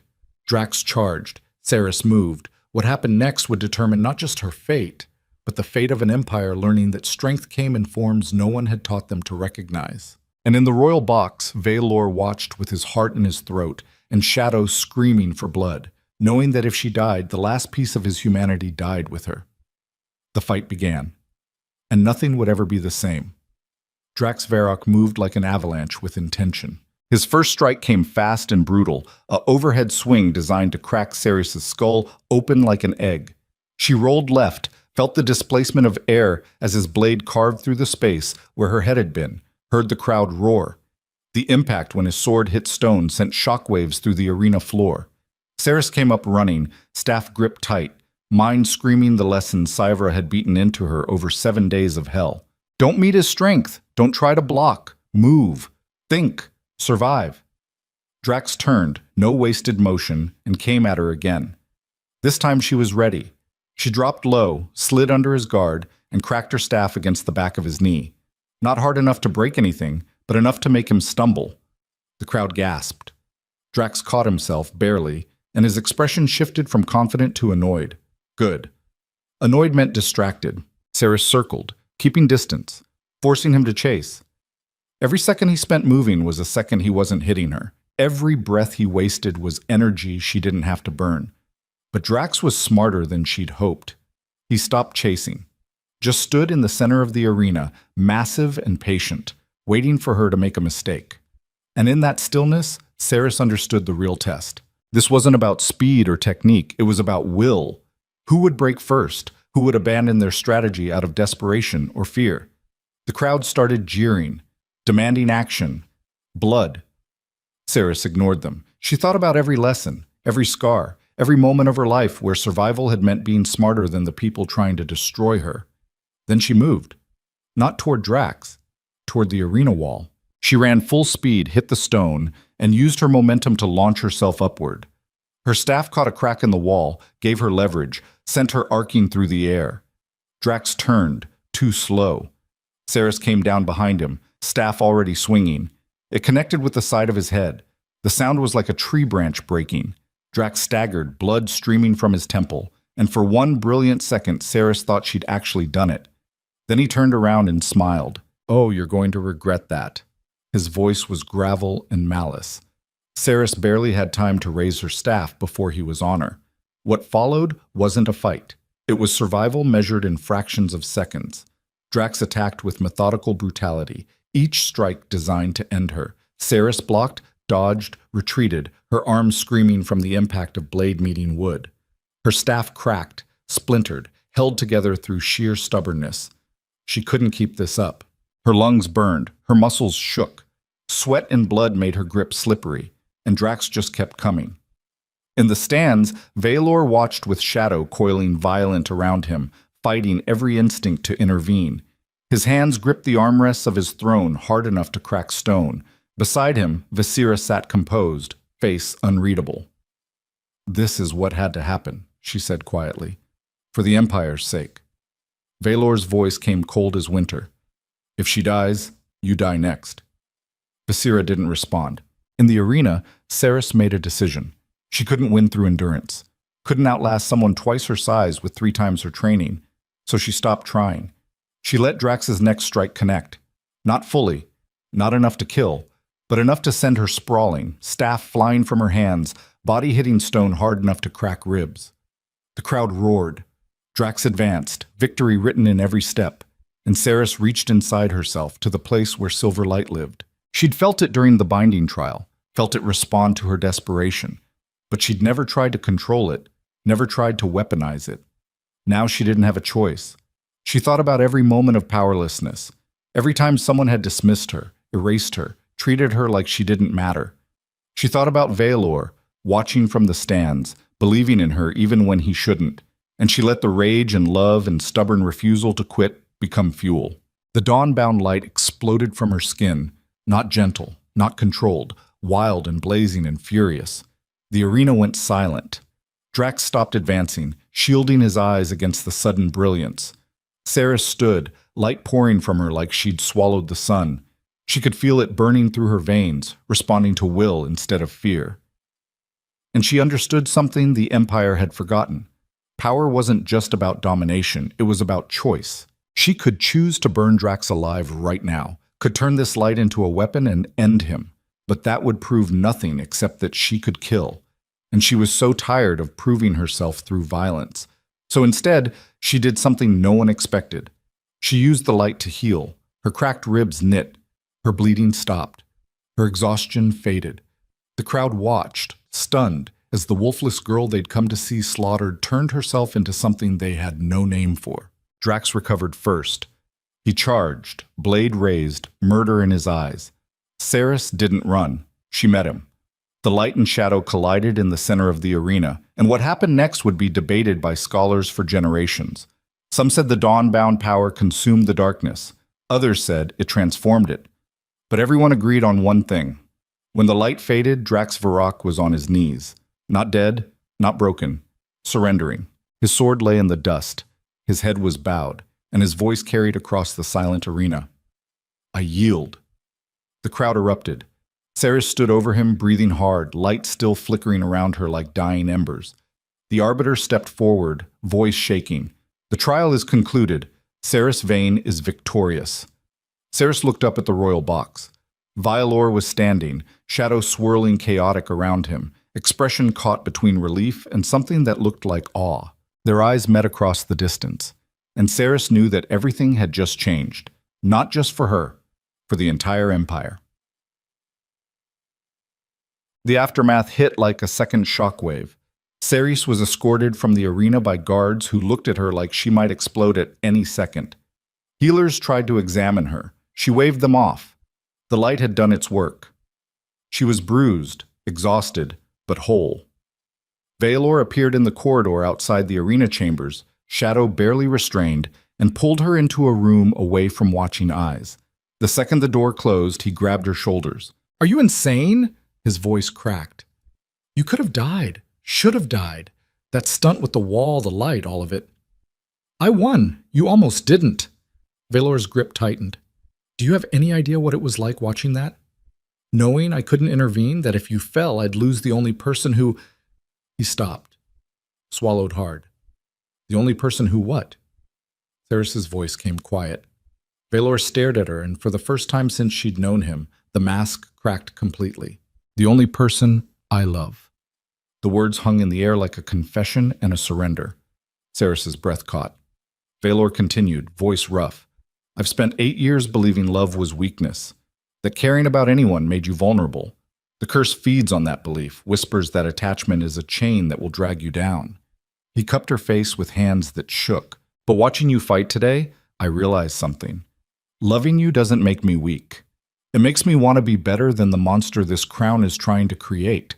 Cerys felt tears she'd been holding back for months finally break free. "I love you too, and I'm terrified of it." "Good." Vaelor's smile was broken and beautiful. Fear means it matters. He kissed her, and this time it wasn't desperation. It was promise. When they broke apart, Cerys rested her forehead against his. "We need to deal with Viscera." Vaelor's expression hardened. "I know, but we need proof. Accusations against the first advisor require evidence the council can't dismiss. Then we get evidence." "How?" Cerys pulled back, mind already working. "We make her believe she's won. Make her think I'm broken from the trial, that our relationship is fractured. Give her confidence to move openly." Vaelor studied her. "That's dangerous. Everything about this is dangerous." Cerys met his eyes. "But we're done playing defense. Time to go on the attack." They staged the fracture publicly. 2 days after the trial, during a council meeting, Cerys and Vaelor erupted into a vicious argument over military deployment strategies. Voices raised, accusations thrown. Cerys stormed out. Vaelor didn't follow. The court buzzed with gossip. The king and his advisor were breaking. Viscera watched it all with barely concealed satisfaction. That night, Cerys received a visitor. Lady Viscera appeared at her door, expression sympathetic in a way that made Cerys' skin crawl. "May I come in?" Cerys stepped aside, playing exhausted and defeated. Viscera entered, moving with the confidence of someone who thought they'd already won. "I heard about the argument. I'm sorry. These disagreements are always difficult." Cerys poured wine with shaking hands. Deliberate, calculated. "He doesn't trust me anymore. Thinks the trial changed me. Made me dangerous." Viscera accepted a glass. "Did it?" Cerys met her eyes. "I don't know. The power I used, it felt like drowning and flying at the same time. I'm not sure I can control it." She let vulnerability show. "And I'm terrified of what happens if I lose control near him, if I hurt him accidentally." Viscera's expression softened with false concern. "Perhaps some distance would be wise. For both your sakes." Cerys looked down. "Maybe. But I don't know where I'd go. This palace is all I have." Viscera set down her glass. "I could help with that. Arrange a quiet departure, somewhere safe where you could learn to control your abilities without putting the king at risk." The trap was so obvious it was almost insulting. Cerys played along. "You'd do that?" "Of course." Viscera's smile was poison wrapped in silk. "I only want what's best for Vareth. And right now, the king needs to focus on governance, not on managing a relationship that's become complicated." She leaned forward. "Let me help you, Cerys. Let me make this easier for everyone." Cerys pretended to consider. "When would I leave?" Soon, within the week. Basira stood. I'll make the arrangements. Discreet, dignified. You'll want for nothing. She moved toward the door, then paused. You're doing the right thing. For the Empire. For the king. She left.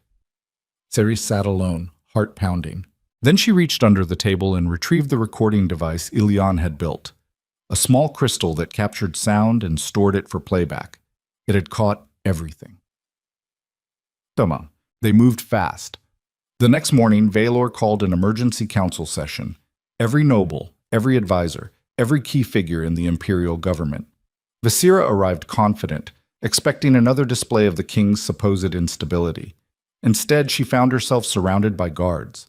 Valor stood at the head of the chamber, shadow barely contained, expression carved from ice. Lady Vasira Sol, you stand accused of conspiracy, treason, and orchestrating rebellion against the throne. The room went silent. Vasira's face stayed composed. Your Majesty, this is absurd. What evidence? Valor nodded to Ilian. The scholar activated the recording crystal. Vasira's voice filled the chamber, cold and clinical, discussing the rebellion, the Iron Creed, the plan to eliminate Ceres and force Valor back into the monster the curse wanted. Every word, every conspiracy, every betrayal. The nobles listened in stunned silence. When the recording ended, Vasira's composure had cracked. That proves nothing. Voices can be fabricated. This is manipulation by... General Saevra stepped forward. We also have testimony from 3 members of the Iron Creed who were captured after the trial. They confirmed your involvement, named you as the architect. Vasira's eyes darted around the room, looking for allies. She found none. Lord Cassin, one of her co-conspirators, stood. Your Majesty, if I may, sit down. Valor's voice cut like a blade. You're next. Cassin sat. Valor looked at Vasira. You've served this empire for 12 years. Advised me through wars, famines, and political nightmares. I trusted you more than anyone. His voice went quiet. Why? Vasira lifted her chin, defiance replacing panic. Because you were supposed to be great, the king who would make Vareth unstoppable. But instead you fell in love with a wolfless nobody and started making decisions based on compassion instead of strategy. She stepped forward, guards tensing. The curse exists for a reason, Valor. It makes kings strong, ruthless, effective. You were magnificent when you embraced it, but Vasira gestured toward Ceres. She made you weak, made you hesitate, made you question the very instincts that built this empire. Her voice rose. I did what needed to be done to save Vareth from a king who forgot that mercy is luxury and domination is survival. The chamber erupted in shouting. Valor raised a hand. Silence fell. You're right about one thing. The curse made me effective. It also made me miserable. Made me into something I hated becoming. He looked at Ceres. She didn't make me weak. She made me remember that strength without purpose is just violence. That an empire built only on fear will eventually consume itself. He turned back to Vasira. You're guilty of treason. The penalty is death. Vasira's face went pale. But, Valor continued, I'm commuting your sentence. You'll be exiled to the northern wastes, stripped of title, wealth, and authority. You'll live, but you'll live with the knowledge that everything you built, everyone you controlled, moved on without you. His smile was bitter, because that's a crueler punishment than execution, and I learned that from you. Guards seized Vasira. She struggled, screaming accusations and curses, but they dragged her from the chamber. When the doors closed behind her, Valor addressed the council. Anyone else involved in this conspiracy will be found and dealt with. This empire is changing, and you can either adapt or join Vasira in exile. He looked around the room. Are we clear? The nobles nodded, some reluctant, some relieved. Dismissed. They filed out in silence. When the chamber emptied, only Ceres, Valor, Saevra, and Ilian remained. Saevra broke the silence first. That went better than expected. For now. Ilian's expression stayed grim. But Vasira wasn't wrong about one thing. The empire is built on structures that reward brutality. Changing that means dismantling systems that have existed for centuries. Valor looked at Ceres. Then we dismantle them, carefully. strategically. He took her hand. Together. The weeks that followed were brutal in a different way. With Vesira and her co-conspirators removed, Vialor and Ceres began the work of actual reform. Not sudden revolution, which would destabilize everything, but methodical restructuring. They started with the provinces, appointed new governors who'd proven competence over cruelty, established oversight councils to prevent the kind of corruption that had allowed the rebellion to gain traction. The nobles resisted. Of course they did, but Vialor had learned something from watching Ceres survive. You didn't change an empire by overwhelming opposition. You changed it by making the old systems irrelevant. So they built new ones. Trade agreements that rewarded cooperation over exploitation.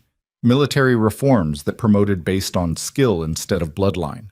Legal frameworks that gave voice to people who'd been silent for generations. It was slow, frustrating, incomplete. But it was happening. And through it all, Ceres learned what it meant to actually wield power. Not the performative authority she'd been given as royal sovereign advisor. Real power. The kind that came from people choosing to follow because they believed in what you were building. She and Vialor worked side by side, balancing each other's instincts. When he leaned too hard on domination, she pulled him toward diplomacy. When she hesitated to make hard calls, he reminded her that mercy without strength was just surrender. They became partners in the truest sense. And somewhere in that partnership, love deepened into something neither of them had words for. 3 months after Vesira's exile, Vialor called Ceres to the celestial chamber, not for dancing, not for strategy, for something else. She arrived to find the room transformed, candles floating everywhere, the floor covered in petals that glowed soft silver, and at the center, Vialor waiting in formal robes she'd never seen him wear. What is this? Vialor extended his hand. A choice. Ceres moved closer, heart beginning to race. We've rebuilt the Empire's foundations, changed laws, shifted power, made enemies into allies. He pulled her close. But there's one thing we haven't done, one tradition we haven't addressed. Ceres's breath caught. Vialor knelt. The shadow around him stilled completely. The curse that had tormented him for 8 years recognized what was happening and went silent. Marry me. Not because the Empire expects it. Not because it's politically useful. Marry me because I can't imagine surviving another day of this brutal, beautiful chaos without you beside me. His voice cracked. Marry me because you make me want to be the king I was too afraid to become. Because you see the monster and choose to stay anyway. Ceres stared down at him, tears streaming. You're not a monster. Sometimes I am. Vialor's smile was broken. But with you, I remember how to be human too. He pulled a ring from his pocket. Simple silver band, no gems, no ostentation. Just solid and real and permanent. So what do you say? Will you bind yourself to a cursed king trying to be better? Ceres dropped to her knees in front of him. Yes. The word came out fierce and certain. Yes. I'll marry you. I'll stand beside you. I'll fight with you and argue with you and love you even when you're being impossible. She took the ring. But on one condition. Vialor raised an eyebrow. What? You stop calling yourself cursed. You're not defined by the darkness you inherited. You're defined by the choice you make every day to fight it. She slid the ring onto her finger. And I choose you, all of you, shadow and light. Vialor pulled her into his arms, and for the first time in 8 years, he felt the weight he'd been carrying alone become shared. They stayed like that, wrapped around each other in a room built for performances, finally allowing themselves to just be. No masks, no strategy, no empire. Just two people who'd found each other in the worst possible circumstances and decided to build something better. Time. The wedding was planned for 3 weeks later, not a private ceremony. Vialor and Ceres both knew better than that. This needed to be public. A statement. A demonstration that the Empire had fundamentally changed. So they planned something unprecedented. A ceremony that blended old traditions with new values. That honored the past while signaling the future. The entire palace threw itself into preparations. And in the chaos of planning, no one noticed the shadows gathering at the Empire's edges. No one saw the messages being sent between exiled nobles and bitter warlords. No one realized that removing Vesira had been the first domino, not the last. Because there were forces in Vareth older and more dangerous than one ambitious advisor. Forces that had tolerated Vaelor's rule as long as he maintained the Empire's brutal foundations. But now he was changing those foundations, and they would not allow it. The warning came 3 days before the wedding. A messenger arrived at dawn, half dead from riding through the night, carrying a scroll sealed with a mark that made General Saevra's face go pale. She brought it to Vaelor immediately. He read it, then read it again. His expression went from confusion to fury to something close to fear. "What is it?" Saris asked. Vaelor handed her the scroll. It was a declaration from the coalition of ancient houses, old bloodlines that predated the current dynasty. Families that had shaped Vareth before the Sorn line took power. They were calling for Vaelor's abdication, claiming he'd violated the sacred compact between throne and nobility by elevating the Wolfless, dismantling traditional hierarchies, and weakening the empire through sentiment. If he refused to step down, they would consider it an act of war. And they had armies. Saris looked up from the scroll. "This is coordinated. Visera must have—" She did. Saevra's voice was grim. Before her exile, she sent messages to every major house with grievances, planted seeds, told them Vaelor was compromised. "This is the harvest." Vaelor stared at the map on his desk, calculating. How many houses joined the coalition? Saevra's silence was answer enough. How many? 17. Out of 32 major houses. The room went cold. 17 houses meant hundreds of thousands of soldiers, meant economic blockades, meant the empire fracturing into civil war. Saris's mind raced. "We can negotiate, offer concessions." "They don't want concessions." Vaelor's voice was flat. "They want me gone, want things back the way they were, and they're willing to burn the empire to make it happen." He looked at Saris. "This is my fault. I pushed too hard, changed too fast, didn't build enough support before dismantling the old systems." "No." Saris grabbed his arm. "This is them choosing domination over progress. This is them proving exactly why the empire needed to change." She turned to Saevra. "Can we win if it comes to war?" Saevra's expression was bleak. "Maybe. If we mobilize every loyal province, if we get support from the military, if we're willing to sacrifice tens of thousands of lives and spend years fighting." Her voice dropped. "But even if we win, the empire will never be the same. Civil war leaves scars that last generations." Vaelor closed his eyes. Saris knew what he was thinking, knew the calculation running through his mind. He could step down, abdicate, let someone else take the crown and spare the empire the bloodshed. It would be the merciful choice, the selfless choice, and it would destroy everything they'd built. She stepped in front of him, forcing him to meet her eyes. "Don't you dare." "What?" "Don't you dare consider giving up. Don't you dare let them win by making you believe peace is worth more than justice." Her voice shook with fury.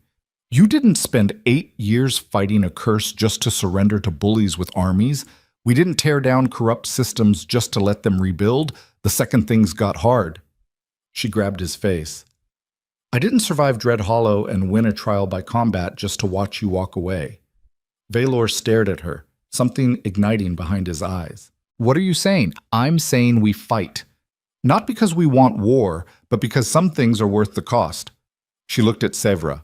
"Rally the loyal provinces, call in every favor, activate every alliance.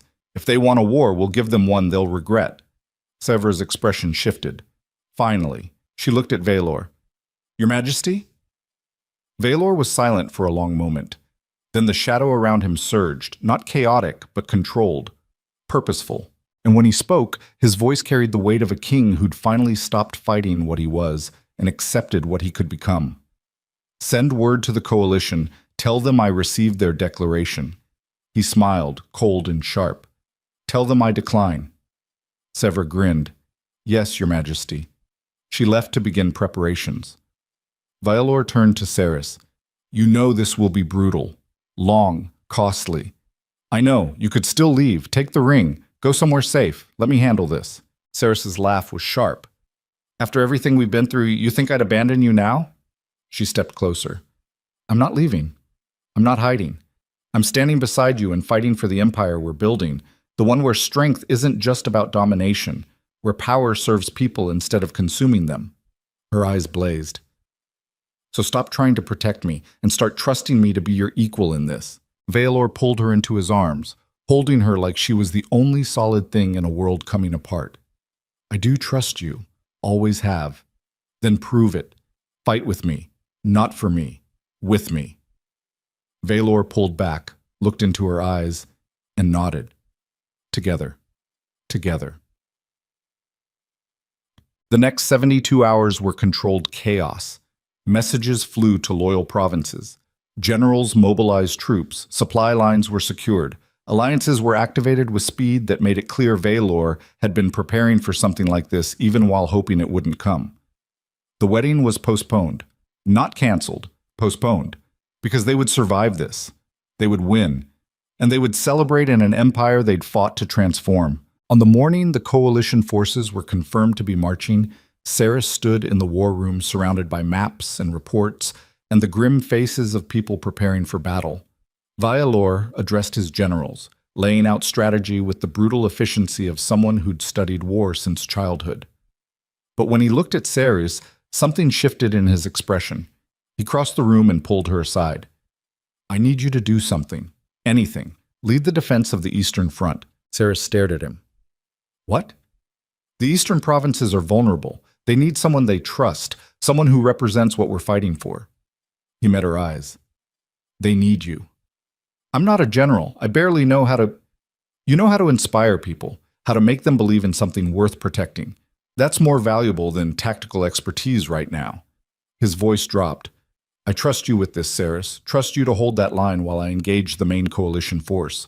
The weight of what he was asking hit her. He was dividing their strength, sending her away from him, trusting her with half the empire while he defended the other half. It was terrifying. It was also the highest form of respect he could give. Saris swallowed hard. All right, I'll hold the East. Valor kissed her, fierce and desperate. Come back to me. You too. They broke apart. And as Saris walked out to prepare for a war she'd never imagined fighting, she realized something fundamental had changed. She was no longer the wolfless girl begging for scraps of dignity. She was a leader, a partner, a force the Empire would have to reckon with, and she would prove it on a battlefield soaked in blood and fire. The Eastern Front was a nightmare wrapped in strategy. Saris arrived to find 3 provinces on the edge of panic. The coalition had moved faster than expected, seizing border towns and cutting off supply routes. General Saevra had sent a junior commander to assist, a woman named Kara Vess, who looked at Saris with barely concealed skepticism. You're the dancer. Saris met her eyes. I'm the Royal Sovereign Advisor, and I'm here to hold this line. Kara's expression didn't soften. With respect, you've never commanded soldiers, never led a campaign. This isn't court politics. People die here. I know. Saris's voice stayed steady. Which is why I'm going to need your tactical expertise. I'll handle morale and strategy. You handle execution. Can you work with that? Kara studied her for a long moment, then nodded. Yeah, I can work with that. Good. Saris turned to the map. Show me our assets. What followed was 3 days of brutal, grinding warfare. The coalition attacked with overwhelming force, expecting the eastern provinces to fold. Instead, they found organized resistance led by a woman who fought like someone with nothing left to lose and everything to protect. Saris didn't lead from the back. She was in the trenches, on the walls, beside soldiers who'd been told their entire lives that Wolfless meant worthless. And she proved them wrong with every decision. When supplies ran low, she negotiated with local merchants, offering future trade concessions for immediate aid. When morale cracked, she stood on the ramparts and spoke truth instead of propaganda. We're not fighting for tradition. We're fighting for the right to build something better. For the chance to prove that strength isn't just about who can hit hardest, but who can endure longest. The soldiers listened, and they fought. The Eastern Line held, barely, at tremendous cost. But it held. And 300 miles away, Valor was waging his own war. The main coalition force had expected him to defend from Nightspire. Instead, he took the fight to them. He moved with the shadow fully unleashed, not fighting it anymore, but directing it like a weapon he'd finally learned to control. The curse that had tormented him for 8 years became the thing that kept his soldiers alive. He was brutal, efficient, merciless where mercy would cost lives. But he was also strategic, offering surrender, targeting leaders instead of slaughtering armies wholesale. He was proving that strength and restraint could coexist, that you could be dangerous without being a monster. The battles raged for 2 weeks, and then, just as both sides were reaching the point of exhaustion, something unexpected happened. A third force entered the field. Not coalition, not Valor's loyalists, something older. The message reached Ceres first. A rider collapsed at the eastern camp's gates, nearly dead from wounds and exhaustion. Kara brought Ceres the sealed letter he'd been carrying. It was marked with a symbol Ceres didn't recognize. A wolf and a sunrise, intertwined. She opened it, and her blood ran cold. The letter was from the Dawnbound Council, an organization she'd thought was myth, survivors of the bloodline that had once balanced the crown's curse. They'd been watching, waiting, and now they were making their move, not to support Valor, to claim Ceres. The letter was clear. She was Dawnbound. She belonged with her people. And if she wanted to survive what was coming, she needed to leave Valor's side and accept her true heritage. If she refused, they would consider her an enemy. And they had power enough to destroy both sides of this war. Ceres read the letter 3 times, hands shaking. Then she looked up at Kara. "Get me a horse. I need to reach the king." "Now? We're in the middle of..." "Now." Kara saw something in her expression that ended the argument. Ceres rode through the night, pushing her horse to the edge of collapse, driven by the certainty that everything was about to get infinitely worse. She reached Valor's camp at dawn. He was in his command tent, covered in blood and ash, planning the next engagement. When he saw her, relief and concern warred on his face. "What are you doing here?" "The Eastern is holding." Ceres thrust the letter at him. "Read this." Valor read. His expression went from confused to furious to something close to devastated. When he finished, he looked at her. "What do you want to do?" Ceres's voice came steady, despite the terror screaming through her veins. "I want to tell them to go to hell. I want to stay here and fight beside you. I want to prove that bloodline doesn't determine loyalty." She paused. "But if I do that, they'll come for us. And we're already fighting a war we might not win. Adding the Dawnbound Council to our enemies could destroy everything." Valor set down the letter carefully. "Then go." "What?" "Meet with them. Hear what they want. See if there's a way to turn them into allies instead of enemies." His voice cracked. "I can't lose you, Ceres. Not to war, not to politics, but I also can't ask you to ignore your heritage just to stay at my side." He took her hands. "So go. Learn who you are. And then come back and help me finish this." Ceres stared at him, throat tight. "What if they don't let me come back? Then I'll burn the world down to find you." His smile was broken and fierce. "But I don't think they will. Because you're too stubborn to be controlled by anyone, including people who think they own you because of blood." Ceres kissed him, hard and desperate. "I'll come back, I swear it." "I know." They held each other for one more moment. Then Ceres pulled away, climbed back on her horse, and rode toward a destiny she'd never asked for and didn't understand. Behind her, Valor watched until she disappeared into the dawn. Then he turned back to his maps, shadow coiling tight, and prepared to hold an empire together while the woman he loved walked into the unknown. And in the distance, hidden in mist and mountains, the Dawnbound Council waited, not to welcome her, to test her, to see if she was worthy of the power burning in her blood, or if she would break like all the others before her. The Dawnbound stronghold wasn't built from stone or steel. It was carved from light itself, suspended in a mountain range so remote that most maps didn't acknowledge its existence. Ceres arrived at sunset, exhausted and wary, following the coordinates from the letter. The path led her through mist that felt alive, pressing against her skin like it was testing whether she belonged. At the entrance, 3 figures waited, 2 women and a man, all radiating the same silver light that lived in Ceres's blood. They wore simple robes, no armor, no weapons. They didn't need them. Their power was obvious. The eldest woman stepped forward. Dark skin, silver hair, eyes that looked like they'd witnessed centuries. Her voice carried weight that had nothing to do with volume. "Ceres Vane, we've been waiting for you." Ceres dismounted, legs shaking from the ride. Who are you? I'm Keeper Amara. This is Keeper Joss and Keeper Ren. We are what remains of the Dawnbound Council, the last guardians of a bloodline your ancestors nearly extinguished. The accusation hung in the air like smoke. Ceres's throat tightened. I didn't know I was Dawnbound until 3 months ago. I didn't choose this. No one chooses their blood. Amara's expression stayed unreadable. But we all choose what we do with it. Come. We have much to discuss. They led her inside. The stronghold was smaller than she expected. Not a palace, more like a sanctuary. Rooms carved from crystallized light, corridors that hummed with energy, windows that looked out on clouds instead of ground. And everywhere the sense of something ancient watching. They brought her to a circular chamber at the heart of the structure. No furniture, just a floor that glowed soft silver and walls that seemed to breathe. Amara gestured for Ceres to sit. She did, too tired to argue. The 3 keepers formed a circle around her. Do you know what you are? Amara asked. Ceres met her eyes. You told me.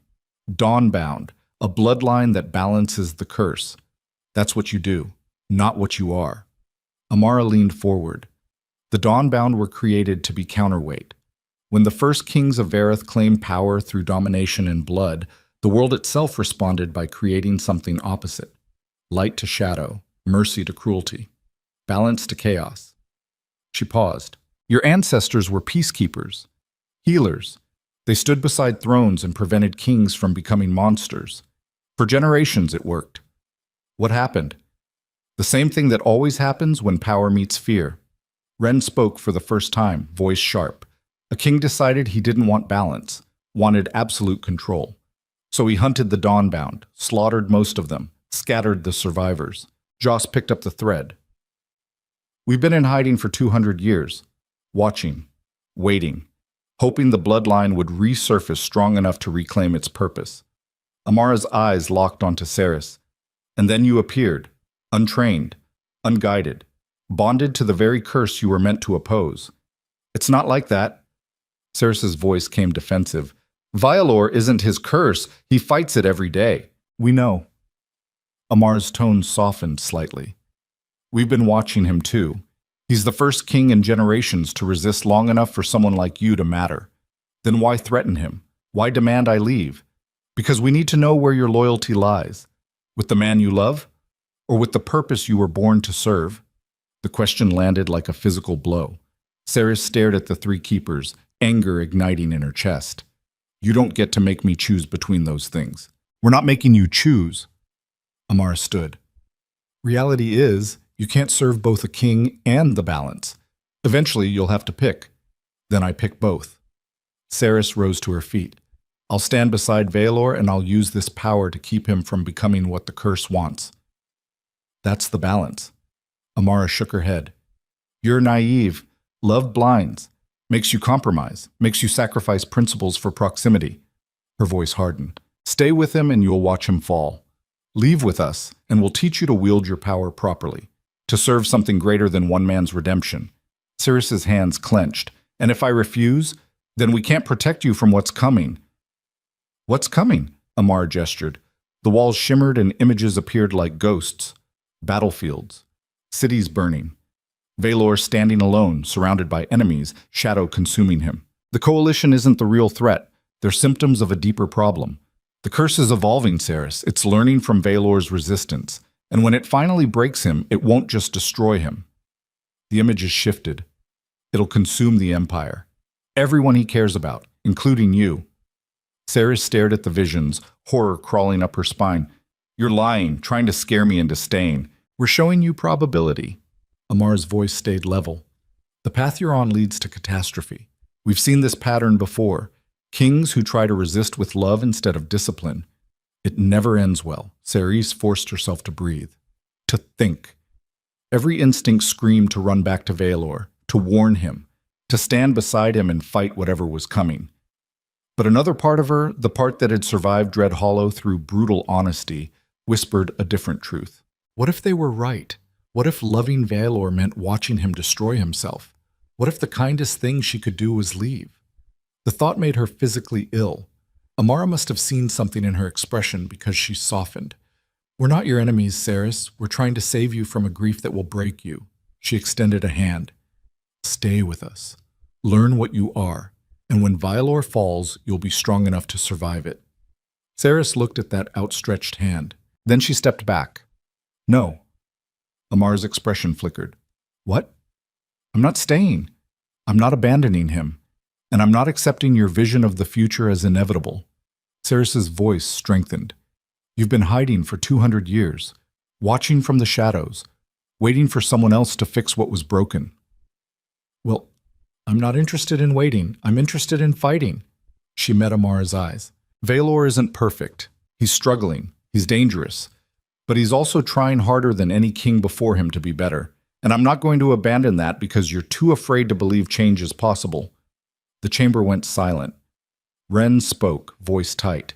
You're making a mistake. Maybe. Saris turned toward the exit. But it's my mistake to make. If you leave, we can't help you. Amar's voice carried something close to desperation. When the curse breaks him, you'll face it alone. Saris looked back. I won't be alone. I'll have him. And that's worth more than all your power combined. She walked out. Behind her, the three keepers stood in silence. Finally, Joss spoke. She's stronger than we thought. Amar's expression was unreadable, or more foolish. Time will tell. Saris rode through the night, pushing her horse harder than she should have, driven by the need to reach Vaelor before the visions became reality. She arrived at his camp 3 days later to find chaos. The coalition had launched a massive offensive. The main battle lines had collapsed. Vaelor's forces were retreating toward Nightspire, fighting a desperate defensive action against overwhelming numbers. And Vaelor himself was missing. General Saevra found Saris before she'd even dismounted. Her face was grim, armor dented, and bloodstained. Where the hell have you been? The Dawnbound Council. Saris grabbed her arm. Where's Vaelor? Saevra's expression went carefully blank. He's engaging the coalition's command force. Personally. Alone? With a strike team. 20 soldiers. Against 300. The words hit Saris like a fist. That's suicide. That's strategy. Saevra's voice stayed flat. If he can eliminate their leadership, the coalition fractures. It's our best chance. When did he leave? 6 hours ago. Should have been back by now. The implication hung heavy. Saris's pulse hammered. Where? Saevra pointed to a location on the map. The Blackridge Valley, 5 miles north.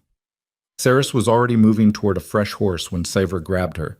You can't go after him. Watch me. It's a war zone. You'll die before you get close. Then I'll die trying. Saris pulled free.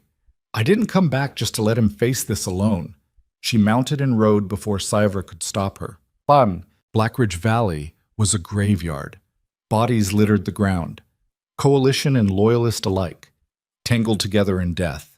The air smelled like blood and smoke and the kind of violence that left scars on the land itself. Saris navigated through the carnage, heart in her throat, searching for any sign of Vaelor.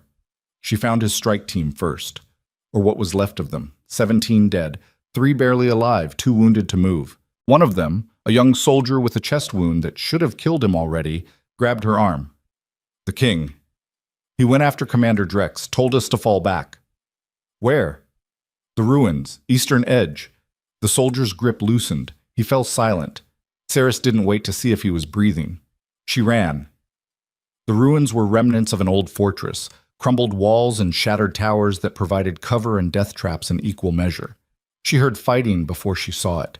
The sound of steel on steel. Shadow screaming. Something that might have been a human voice pushed past its limits.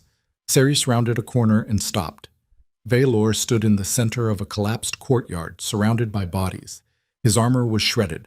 Blood poured from a dozen wounds. The shadow around him had gone wild, lashing out in every direction like a dying animal. And facing him was a man in black armor chased with gold. Commander Drex, coalition leader. A warrior so legendary that songs had been written about his brutality. He was fresh, uninjured, smiling. You fought well, King, but this ends now. Drex attacked. Vaelor barely raised his sword in time to block. The impact drove him to his knees. The shadow tried to defend him, but it was erratic, unfocused. The curse was breaking, just like the Dawnbound had predicted. Theris watched Veilor struggle to stand, watched Drex circle like a predator, and felt her power ignite. Not a conscious choice. Instinct. Light exploded from her skin, flooding the ruins, and both men froze. Drex turned toward her, eyes widening. What? Ceres didn't let him finish. She moved with speed she didn't know she possessed, closing the distance. Light coalescing into something solid in her hands. Not a weapon. Not exactly. More like will made manifest. She struck Drex with everything she had. The light slammed into him like a physical force, lifting him off his feet, sending him crashing into a wall hard enough to crack stone. He didn't get up. Ceres stood over his unconscious form, breathing hard, then turned to Veilor. He was staring at her like she'd just descended from the sky. You came back. His voice was raw, broken. Of course I came back. Ceres moved to him, light fading. Did you really think I'd leave? Veilor's expression crumbled. I thought the Dawnbound would convince you, show you a better path. They tried. Ceres knelt beside him, showed me visions of you falling, told me loving you would destroy me. She took his bloodied hand. I told them I'd rather burn beside you than survive alone. Veilor pulled her close, and she felt him shaking. Not from injury, from relief so profound it overwhelmed everything else. I can't do this without you, he whispered. Can't fight the curse, can't lead the Empire, can't be anything but a monster without you. You're not a monster, Ceres's voice was fierce. You're a man carrying impossible weight, and you don't have to carry it alone anymore. She helped him stand. Come on, we're getting you out of here. The battle is over. Look, Ceres pointed. In the distance, coalition forces were retreating. The strike had worked. Drex's capture had fractured their command structure. Veilor's gamble had paid off, at tremendous cost, but it had worked. They limped back toward friendly lines together, covered in blood and exhaustion, holding each other upright. And when they reached the camp, when Saevra saw them alive, relief broke across her hardened features. You insane, reckless idiots! Veilor smiled, tired and real. We won! Barely! Saevra gestured to medics. Get him to the healers before he bleeds out. As they carried Veilor away, he caught Ceres's hand. Don't leave. I won't. I'm right here.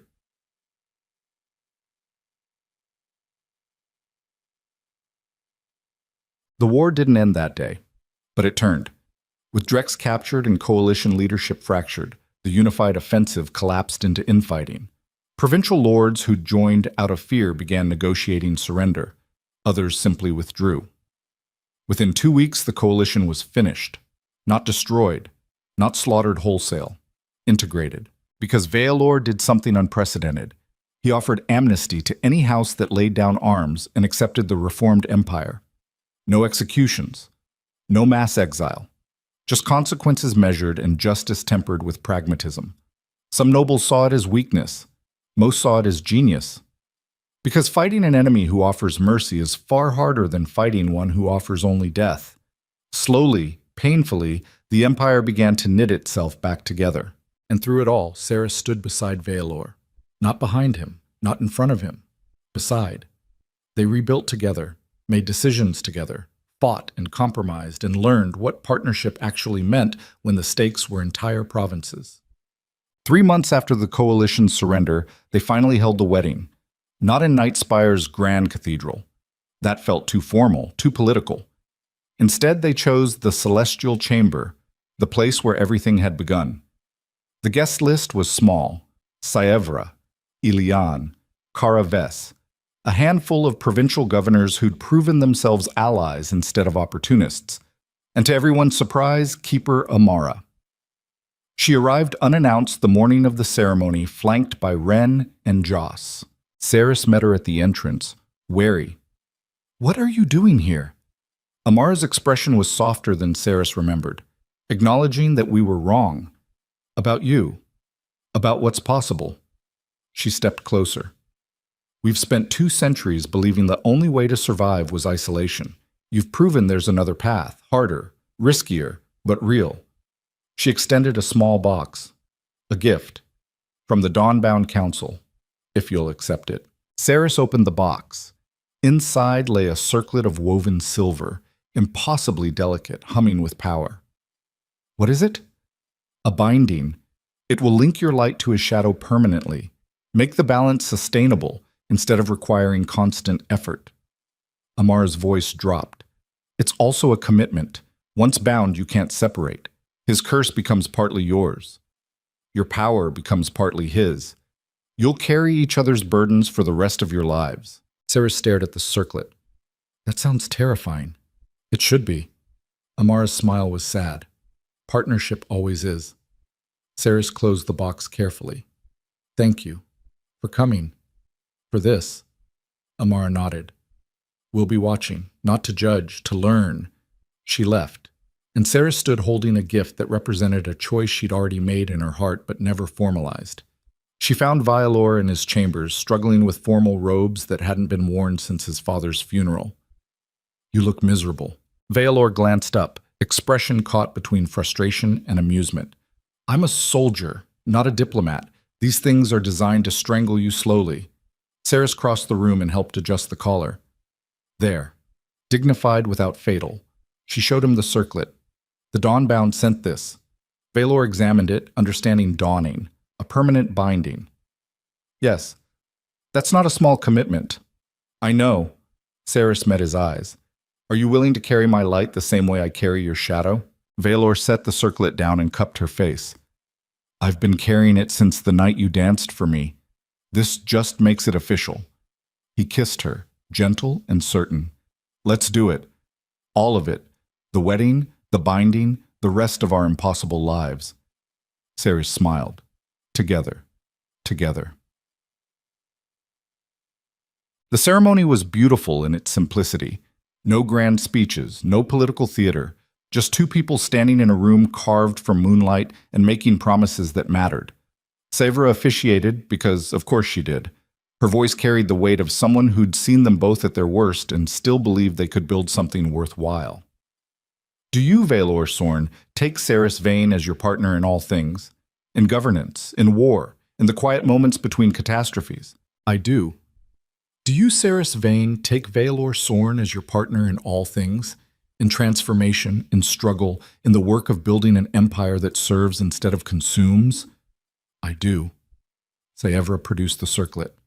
Then bind yourselves, not through obligation, through choice. Valor took the circlet and placed it on Saris's head. The moment it settled, light and shadow erupted. Not violent, not consuming, harmonious. The silver glow from Saris's skin intertwined with the darkness around Valor, creating patterns that looked like stars being born. The curse that had screamed in his blood for 8 years suddenly went quiet. Not gone. Transformed. Integrated. Saris felt it too, the weight of his struggle becoming hers. The loneliness he'd carried alone now shared. It should have been overwhelming. Instead, it felt like finally being whole. When the light faded, they stood facing each other, fundamentally changed. Valor's shadow was still present, but calm, controlled, no longer fighting him.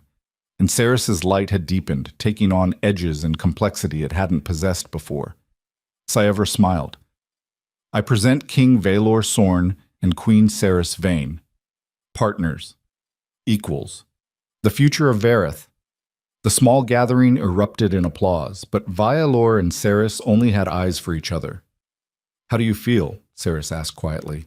Like I can finally breathe.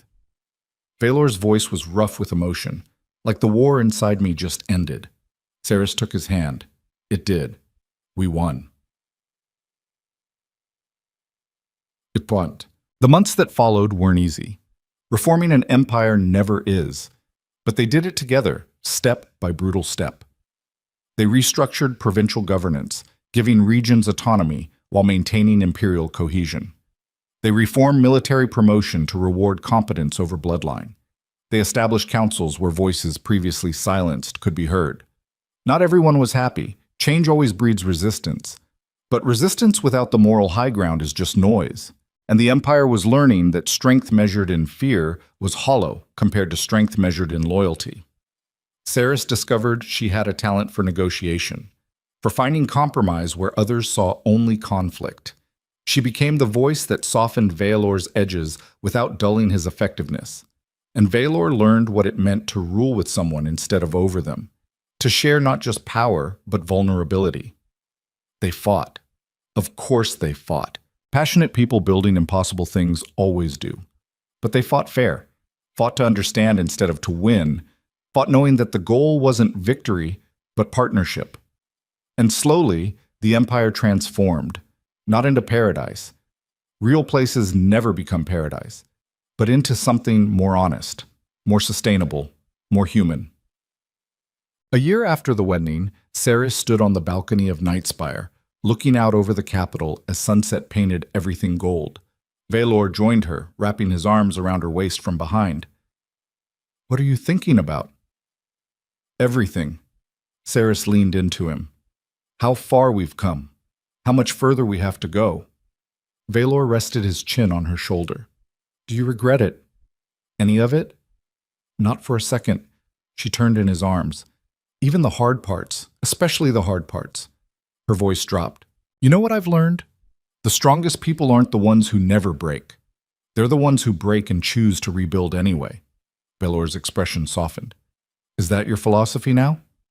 "It's ours." Ceres touched his face. "We both broke. Multiple times. But we kept choosing each other, kept choosing to build instead of destroy." She smiled. "That's not weakness. That's the kind of strength empires should be built on." Valor pulled her closer. "I love you. More than I have words for." "I know." Ceres kissed him. "I love you too." They stood together as the sun set over an empire still imperfect, still struggling, but finally learning that power's highest purpose wasn't domination. It was service. And that the bravest thing a ruler could do wasn't conquer. It was choose mercy when cruelty would be easier. Choose partnership when isolation felt safer. Choose to be vulnerable when armor was tradition. In the streets below, people moved through their lives. Merchants closing shops, families gathering for evening meals, soldiers changing guard rotations. Most of them would never know the king and queen standing on that balcony, would never understand the wars fought in shadows and council chambers. But they'd feel the difference, in laws that served instead of controlled, in justice that considered context instead of just precedent, in an empire that was learning, slowly and imperfectly, to measure strength by what it protected instead of what it destroyed. Ceres thought about the girl she'd been in Dread Hollow, locked away, dismissed, certain she'd die invisible and unmourned.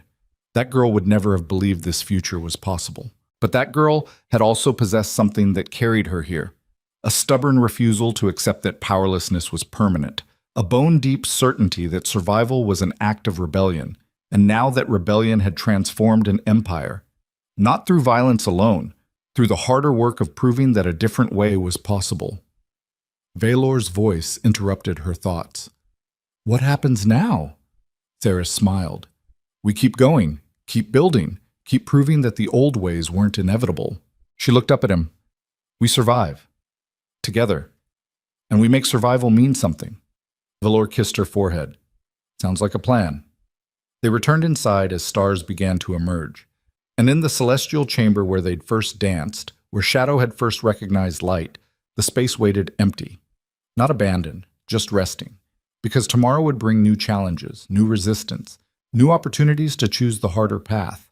But tonight, the Empire slept under the watch of a king and queen who'd learned that the greatest victories weren't won through conquest.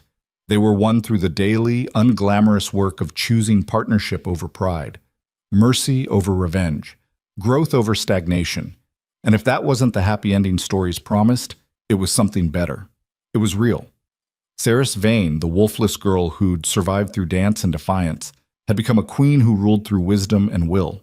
Valor Sorn, the cursed king who'd fought his own darkness for 8 brutal years, had become a partner who understood that strength without compassion was just violence wearing a crown. Together, they were rewriting what power meant. Not perfection, not paradise, just 2 people refusing to let fear win, refusing to let the Empire's brutal history define its future. And in a world built on domination, that refusal was the most dangerous, beautiful, revolutionary act imaginable. The story of how a wolfless outcast and a shadow-cursed king saved each other would be told for generations. But the truth was simpler than legend. They'd simply chosen to believe that love wasn't weakness, that vulnerability wasn't surrender, that the highest form of power was knowing when not to use it, and that an empire built on those principles, however imperfectly, was worth every sacrifice it took to create. Years later, when scholars studied this era, they'd debate what changed Vareth from a conquest empire to something more sustainable. Some would credit military reforms, others economic restructuring. A few would point to the binding between Dawnbound and Curse as the catalyst, but the people who lived through it knew the truth. What changed everything was two people standing in the ruins of broken systems and deciding to build something different. Not because it was easy, not because it was guaranteed to work, but because continuing to rule through fear would have cost them the only thing that mattered more than power: each other. And in the end, that was the lesson. The empire survived not because its rulers were the strongest, but because they were brave enough to carry each other's wounds and call it strength. And that made all the difference.